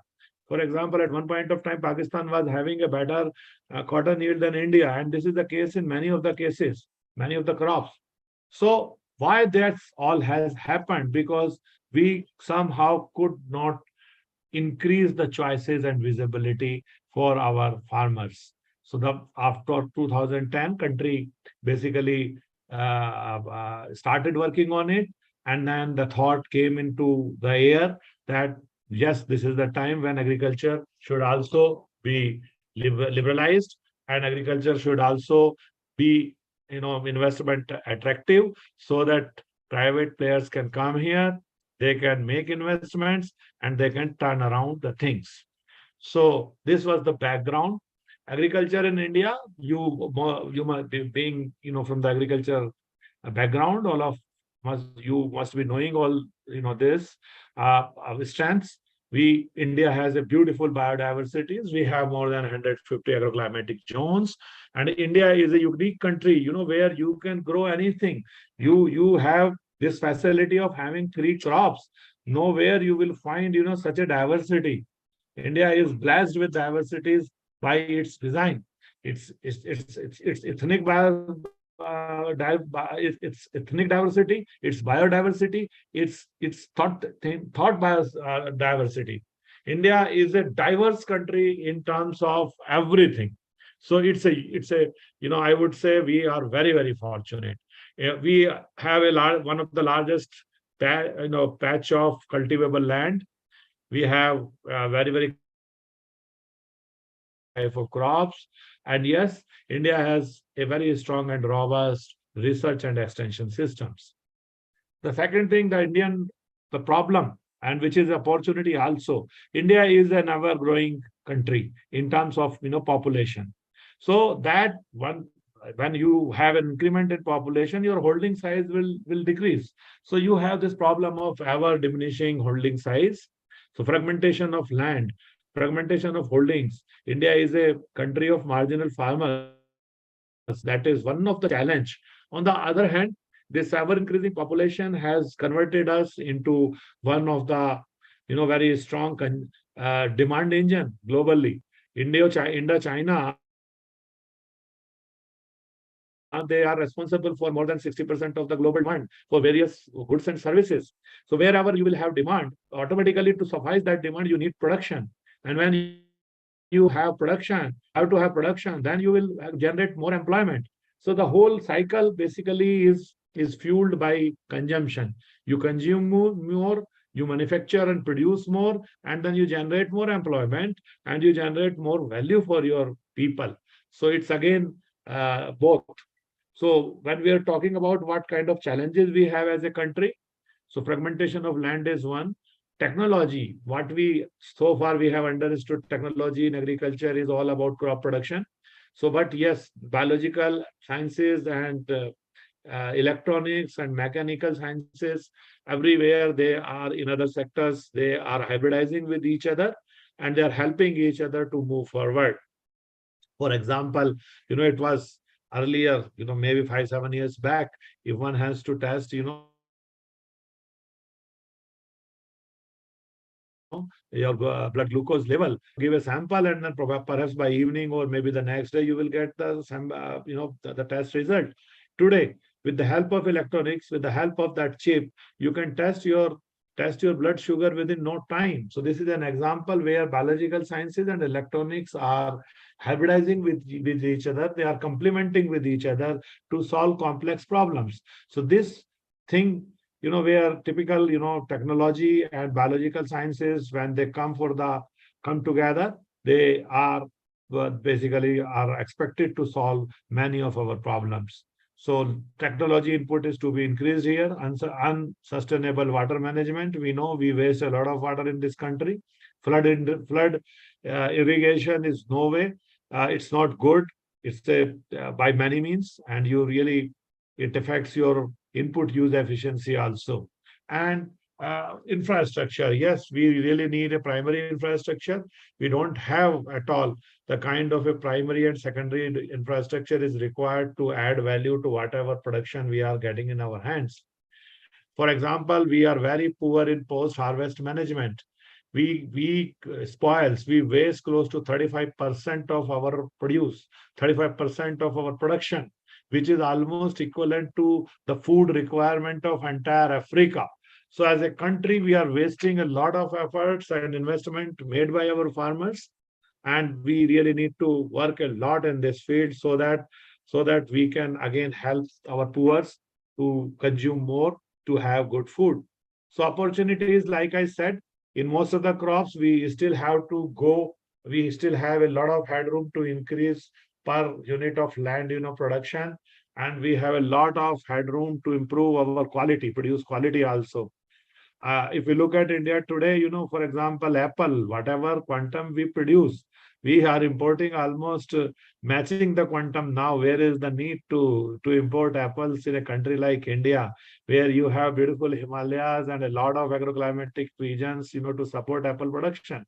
And where is the need to basically consume, all imported almonds and your, other things? So we have, if you ask me, if we are serious about it, we have enough of opportunities to increase our yields, to improve the quality of our produce, to increase the consumption of high calorie foods, and to provide more cheese, more butter, everything. Just imagine how many people, those who work in cities, in these all construction activities. Just imagine how much of the families, how many of the families out of these people are getting, the kind of stuff you and me have, kind of food you and me have access to. How many of the families are eating apples? How many of these families are, they consume almonds and all this high calorie food, which is required for a healthy nation. So enough of opportunities there. Horticulture, we are doing well. We have already exceeded our production as compared to grains. And northeastern states, yes, that is again an opportunity. So this is a slide which simply tells, I mean, in close to 90, what we have done to our soils, what we have done to our, we are talking a lot about sustainability these days. But in the quest of producing more and meeting out our food requirements, we have committed few mistakes. Like, we have really not treated our soils well. In fact, we have mistreated our soils. Rather, I would use a hard word, not only mistreated, we have abused our soils. For example, it close to, in 1970-71, 1 kg of plant nutrient applied used to give us 13 kg of grain yield. Today, the crop response to nutrient has dropped down to a level where 1 kg of nutrient applied. I'm sure many of you are from plant nutrition background. Many of might be, having a good knowledge about it. But as I remember correctly, 1 kg of nutrient applied now gives us around 3.5 kg of grain yield, which is not a good scene. So India is a glorious example of imbalance resource uses, imbalance fertilizer usage, imbalance fertilizer pesticide usage, imbalance water usage. So a country which was known for its internal balance is today is known to use every resource in complete imbalance. So one hand, it has helped us to meet us our food requirements. On the other hand, it's an opportunity for the young generation to set right all these things and bring back that kind of a quality which we Indians were always having. So there is a global consultancy firm. It is called McKinsey. Everyone is very, very, very, very, hopeful about India. Everybody has great expectations from India. First thing, it's a democracy, it's an open market, it's not a closed market like China. And China is perhaps reaching to the kind of, stagnation or plateau, any economy hits after, its rapid ascent. So these are really exciting times. And more than anything, I mean, the country is thinking about agriculture a lot. And our best of the brains are, getting attracted towards this sector. It's very good news. So agriculture reforms and Government of India's initiatives, this is a good encouraging trend. Push from production to market-oriented approach. You people must be knowing, in last 2 years, 3 years, government has focused a lot on increasing our agri exports from almost, 20 billion to we have already crossed $50 billion. And I'm quite hopeful that soon we will cross the target of $60 billion also. So whatever number may be there, but the progress of creating or progress of finding out or intent of finding out markets outside India is very encouraging. And then, if you produce in rupees and if you somehow create some markets in dollars, or you develop some markets where you can sell large quantum of agri commodities, definitely our farmers are going to get benefited. So this is the basic thought. And yes, government has also basically the government is also very serious about creating a pan-India electronic market for agriculture commodities, which is called ENAM. So this is the second thing. The third is focus on exports. Shift to digital. Digital have made our life very easy. Digital, the advent of digital technologies has made information accessible to all of us, and that help us to take good decisions, that help us to learn fast, that help us to take fast decisions. So that has to basically happen in agriculture also. Shift to nutritional consumption. It's not about, having enough food, having enough reserves, that is lying in warehouses. It is getting spoiled. It is more about what I have already talked. We have to start thinking about how we can have a healthy India. Once your nutrition is good, your health is like, in all likelihood you will basically possess a good health. And if you have a good health, your medical expenses are less and your efficiencies are increased. Supply chain is another important aspect. In any country, is the progress of any country, believe me, depends upon what kind of a logistic infrastructure you have. How fast you can move goods, how efficiently you can move goods, how you basically control your transportation costs, how minimal documentation is required for your exports. So supply chain is very important, and only then we will be able to create inland primary processing, secondary processing centers, and we can take goods fast from one geography to other geography. So lychee, in all likelihood, it should travel fast, and we should create more markets for lychee farmers from Muzaffarpur to every part of the India. Why it should sell 300 rupees a kg? I mean, there are a lot of opportunities once your logistics is done. So quickly understanding agriculture markets, they say this is how a mature agriculture market should look like, from market 1.0 to market 6.0. So what we see today in for example in Chicago Stock Exchange, or for that case in Netherlands, that is market 6.0. So market 1.0 was nothing but your seasonal market. There was a time, maybe perhaps 250 years back, when people will basically every village was a kind of a self-sustaining ecosystem, and once in a while at the time of crop harvest, they will consolidate, and at a central place makeshift markets will be made and some barter will happen. Going forward, then India has a long history of having physical markets just in the middle of production belts. That was market 2.0. What you see today is basically your APMCs. They are the market 2.0, where farmers will you have a brick and mortar, a physical structure.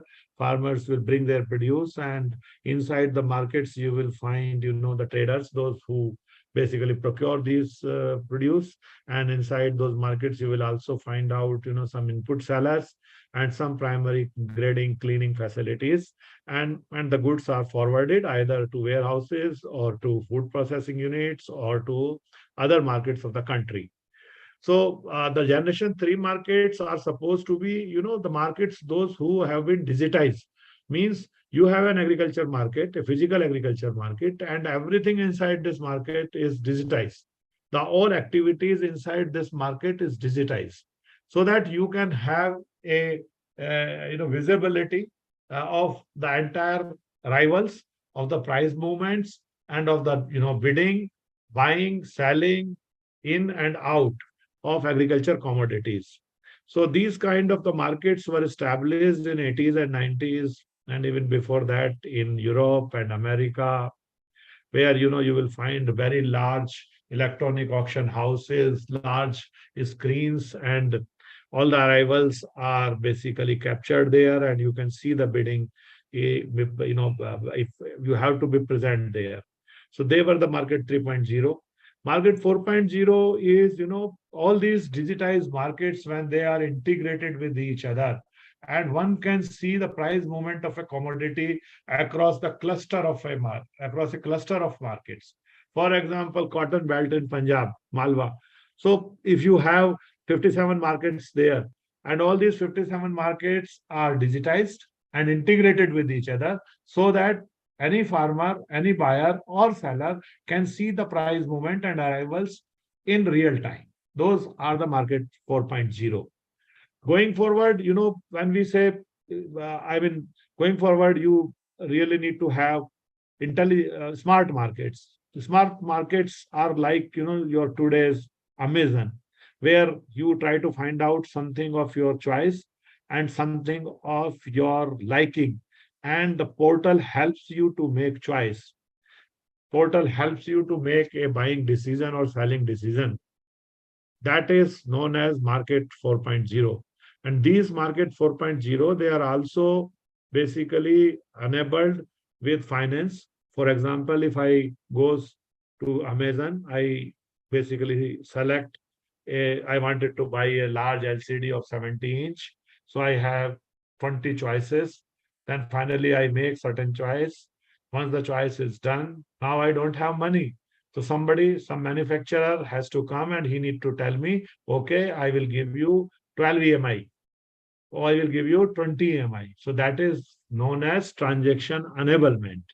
So once the choice is made, somebody need to come and help you to make the transaction, finance you. Once you are financed, then you basically, next thing is delivery. This TV will come to your doorstep and you will take the delivery and then you give the receipt. That is known as delivery enablement and delivery settlement. So we will understand the cycle of a typical agriculture or any e-commerce market. So e-commerce, the evolution of e-commerce market is based on 5 fundamentals. First, it should give, more opportunities to buy and sell to its buyer and sellers. So once you basically increase these opportunities, अभी आप देखते हैं Amazon के ऊपर कितने सारे sellers पैदा हो गए हैं, in all our second B class, all our small cities, medium cities, a lot of people, they have become entrepreneurs. So this increases the power of consumption. So first काम जो एक e-market करता है, अपने users के लिए बेचने और खरीदने के options बढ़ाता है. So a good e-commerce market, e-trade platform should give more opportunity to buy and sell for its users, number 1. Number 2, when the decision is taken, when the buying or selling decision is taken, a good market should basically enable the transaction. Means it should help its buyer to basically buy the goods by terms of providing necessary financial support or necessary insurance support, whatever is required. So that is known as, first is buying and opportunity to buy and sell more. Second thing, transaction enablement. Third thing, transaction settlement. बेचने वाले ने बेच दिया, खरीदने वाले ने खरीद लिया. Correct? खरीदने वाले ने पैसा दिया, बेचने वाले को पैसा मिल गया. Once the money reached to the seller, it is known as transaction settlement. So more opportunities to buy and sell, transaction enablement, transaction settlement, after that delivery enablement. So आपने पैसा दे दिया, पैसा देते के साथ ही goods becomes, they belongs to buyer. अब buyer नहीं चाहता कि मैं सारी की सारी delivery आज ही लूं. मैंने खरीद लिया मक्का, 200 क्विंटल मक्का मैंने कहीं से खरीद लिया या 200 टन मक्का मैंने खरीद लिया, लेकिन मैं चाहता हूं कि वो मुझे सप्लाई किया जाए. It should be supplied to me over a period of 6 months. So I want someone to come, help me to keep that commodity at that place and send me one by one, each truckload, 2 truckload per day or whatever, so that I can avoid multiple handlings, I can avoid multiple, costs. And that is how I became more cost competitive in the market. So that is known as delivery enablement, delivery settlements. अब मैंने कहा मेरा माल मुझे भेज दो, आपने भेज दिया, मुझे मिल गया, मैंने कंफर्म कर दिया. That is known as delivery settlement. So fundamentals are very important. These are the 5 fundamentals of agriculture markets. Coming here, so these are the few characteristics of Indian agriculture. Regulated hai Indian agriculture highly, and we were talking in the beginning that agriculture also deserves to be better democratized so that it can attract more investments.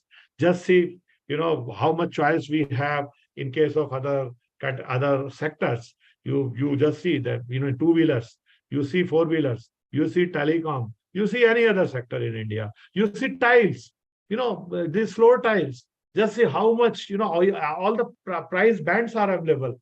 If someone want to purchase, something around, 150 rupees a box, it is available. And someone want a high end, maybe 1,50,000 rupees a box, that is also available. So that is how market matures. This is what has to happen in agriculture also. So agriculture state subject है, तो उसकी वजह से कई बार दिक्कत आती है चीजों को across the country drive karne mein.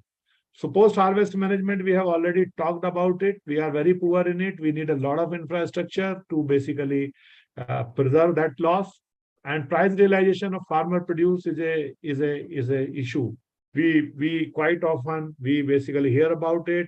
MSP, farmers ko prices are not, they are not getting good prices, overproduction, underproduction, non-visibility. I have already explained it to you. Need for unified platforms. Platforms are important. At least, you know, you can know what is happening in the other part of the country. So you really need more unified platforms across country. And free trade regime, we already talked.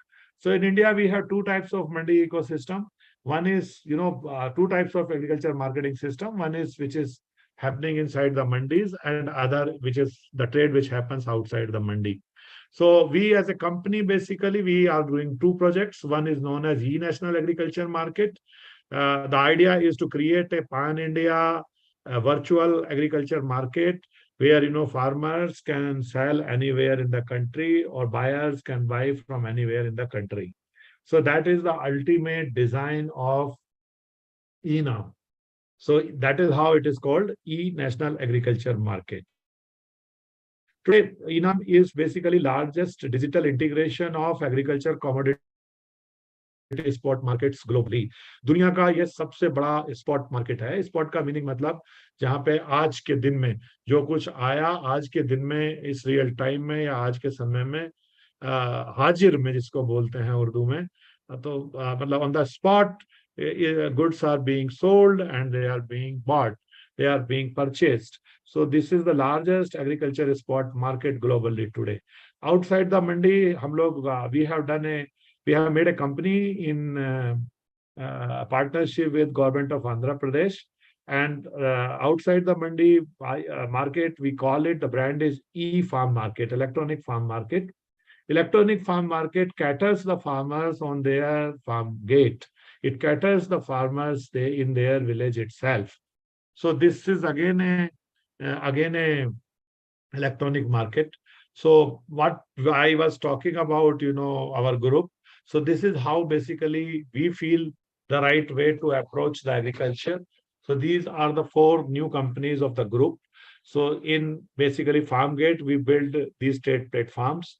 We have basically invested in one of the startup. It is called Nebula. And then we have also we are also building in another startup. It is called Logistics.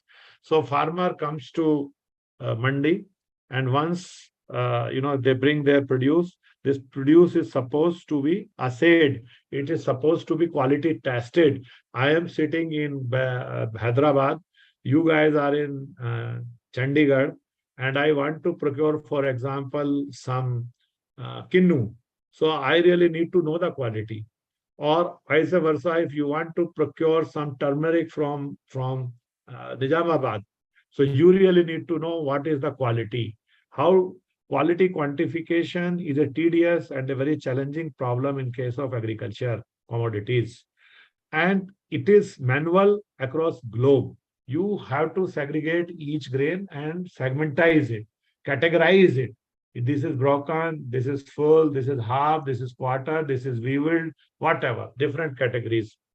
So if we really want to create a pan-India electronic market, an electronic platform where people can come and buy and sell, so we really need to quantify the quality. So this Nebula has developed a product. It is called MAT.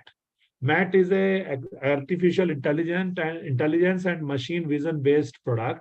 It gives you 99% accurate and 99% repeatable result for 32 agriculture commodities, grains. So 32 प्रकार के grains को ये 99% accurate और 99% repeatable result in less than 1 minute देता है. So once you know the quality, then it becomes very easy to trade, so that you will make a right kind of a bid. जैसी quality है वैसा ही आप उसका भाव लगाएंगे. So this was important. So हम market में, this is our design. Once we come to know about the quality, 2 farmer market में आए, एक farmer को कुछ ज्यादा मिला, एक farmer को कम मिला. जिसे कम मिला हम उसके पास वापस जाना चाहते हैं, उसे बताने के लिए how you can produce better and how you can produce more. So ये हम करते हैं कि फर्टिस के अंदर हम लोगों ने 152 क्लस्टर्स में हम लोग काम कर रहे हैं, और फर्टिस जो है वो इन 152 क्रॉप क्लस्टर्स के अंदर क्रॉप और स्टेज स्पेसिफिक फर्टिलाइजर सॉल्यूशंस बनाता है, और हम लोग ये फर्टिस के सॉल्यूशंस ने 20 to 35% इंक्रीमेंट यील्ड में और a lot of improvement in disease incidence and pest incidence we have observed. So our idea is very simple: quantify the quality, go back to the farmer, tell them what is to be done, how you can improve your quality further. And once they have a better production, once they have more production, we create market for them. So the whole idea is to keep our farmers always in sync with the market and to continue to work with them consistently, improve their crop nutrition. Once the crop nutrition is improved, automatically you will have less incidence of diseases, insect pests, and etc. And the final goal is to basically reduce their cost, increase their quality, increase their quantum, and find out good markets across country for the farmers wherever they are. So this is the whole concept. FarmGate develops the technologies, Fertis develops the nutrition solutions, and these platforms basically find out the markets for these farmers. In national agriculture market, हम लोग see we are a typical agriculture input company, but we could realize in 2010 that asking farmers to grow more, asking farmers to grow better is of no use till the time they earn more out of it. There is no fun in asking them to invest more till the time you ensure that return on investment is at least 1:5. Each 1 rupees incremental invested should give them 5 rupees return. So we could find out, market is highly opaque, intermediation is very strong, holdings are dropping. So we really need to start work on doing something about these agriculture markets. Unfortunately, these are the places where farmers are losing, most of the value, or consumers are ending up paying more and farmers are ending up getting less. It's not a good sign for any sector. So this is a Prime Minister Office project. It was launched in April 2014. And the idea was to basically digitize and integrate all agriculture markets across country so that one can see the price movement in real time. And finally, once this matures, this is a transformation. It's not going to happen in one day. There are complexities attached to it. Like I told you, agriculture is a state subject and each state have its own regulatory framework while dealing with agriculture trade. So that will happen over a period of time. But yes, our job is to bring more digitization, bring more transparency in the system. So the one idea was you should have a national agriculture market. Second thing, transparent price discovery. Third is price should commensurate with the quality. Farmers should get a quality-based price, and consumers, they should also end up in paying right kind of a price for a quality produce. So these are the three major objectives. Digital operations are always, very, very efficient and transparent. You can book a air ticket in less than 2 minutes today. And the same exercise used to take half day barely 7 years back. So this is the power of technology, correct? So this real-time data, I mean, when you know the things, when I was a kid, I used to come to know about commodity prices next day. हम लोगों को तो अगले दिन के अखबार में पता चलता था कि भाई क्या भाव रहा आज, तो उसके बाद शाम को कुछ रेडियो में सुनाई देता था, फिर टीवी में कुछ 2-4 कमोडिटी 5-10 मार्केट दिखते थे. बट आज अगर आप इनाम एप्लीकेशन को, इफ यू डाउनलोड इनाम application, you can see prices across 1260 markets. So this is one of the priority program for country, and this is one of the largest agri-digitization ever attempted in the history of mankind. And today, Enam, when I'm talking to you, we have integrated 1260 markets in 21 states and 3 union territories. We have 1.76 crore farmers operating on the platform. The farmers, those who have used Enam more than 10 times in last 6 seasons. Overall, we have 3.2 crore farmer registrations. But active farmer registrations or active users are 1.7 crore.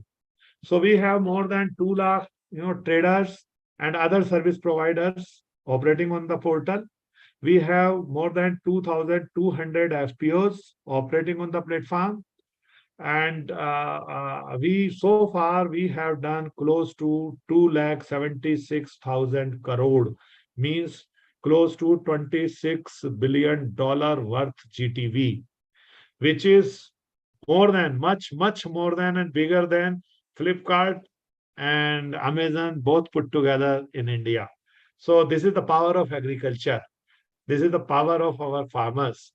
When they just started off, it is operating hardly. If you ask me, we have completed 50% of the job, and still we are far bigger than anyone.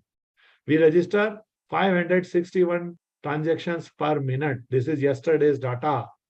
So we sometimes, last year it was in the range of around 460, and today I'm very happy the transaction per minute have increased by 100 again.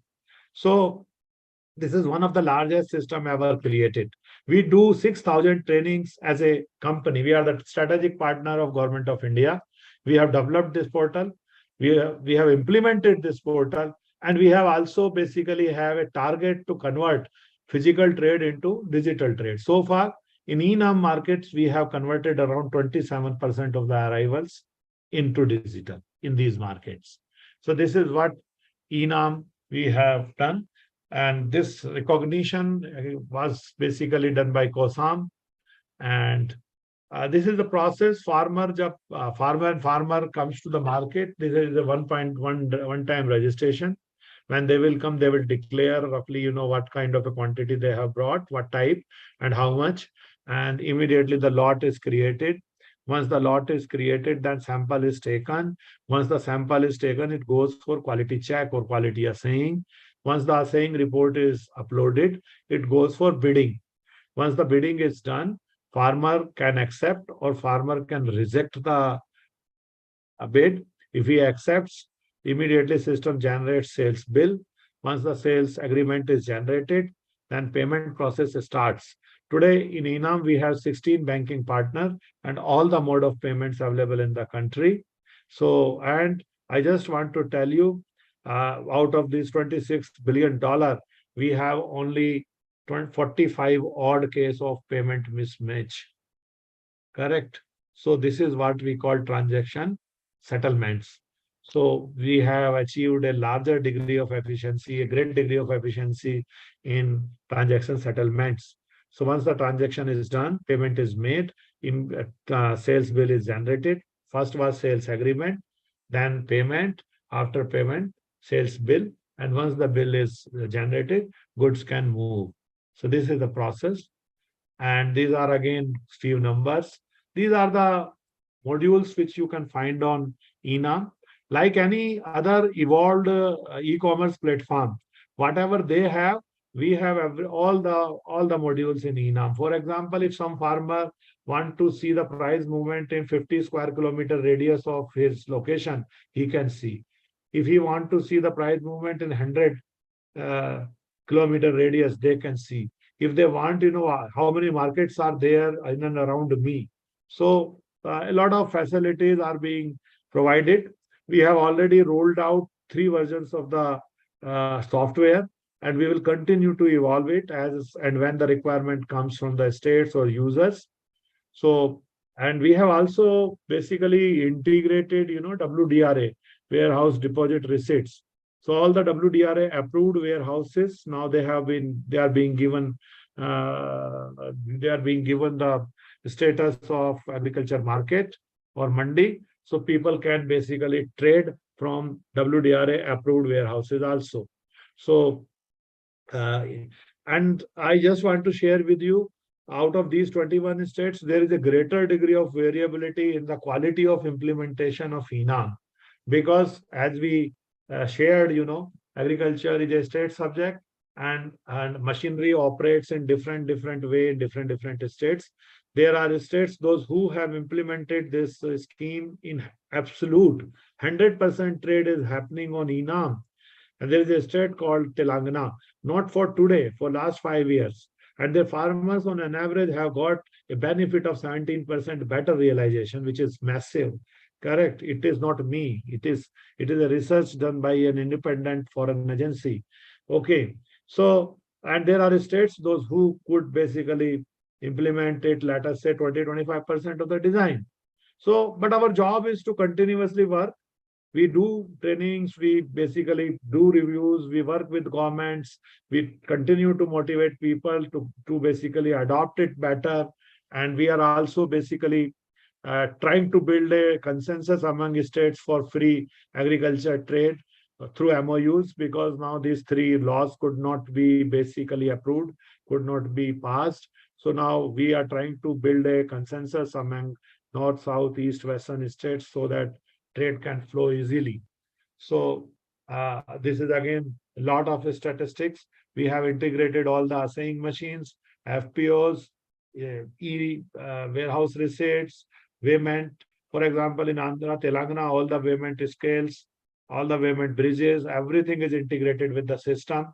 So, I mean, there are very little chance that there can be any kind of a goof up or any kind of a garbad or any kind of manipulation in weighment inside the mandi. But yes, if you ask me what we could achieve in ENA, we could achieve, we have increased the options to buy and sell from 1.4 bid per lot to 6.6 bid per lot today, 6 times. We have yet to see financial enablement, and we have yet to see deliveries. Sorry to interrupt you, sir. Yeah. So we are running late out of the time. So the I time am has. done. I'm done. Yeah, of course. I'm done. I am open to the questions. So this is what was the agriculture, national agriculture market. Recently, we have, integrated 40 value-added service platforms. Means you can get access to finance, you can get access to logistics, you can get access to agriculture advisory, different type of services, and we call it platform of platforms. The idea is to make the whole system operative end to end. These are some snippets, inside the mandi, how ENAM is done. This is how, these are a few photographs. Questions, please.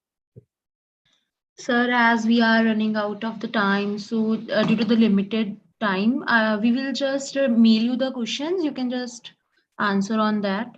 Problem, not a problem.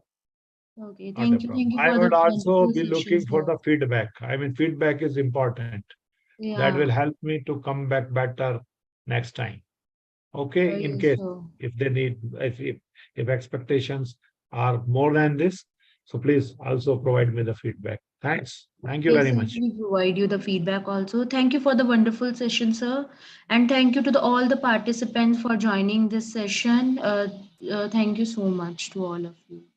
Okay, I will mail you the presentation. You can share with the participants for better understanding. Yes, sir. Okay? Yes. Yeah. Thank you, sir. Okay, bye.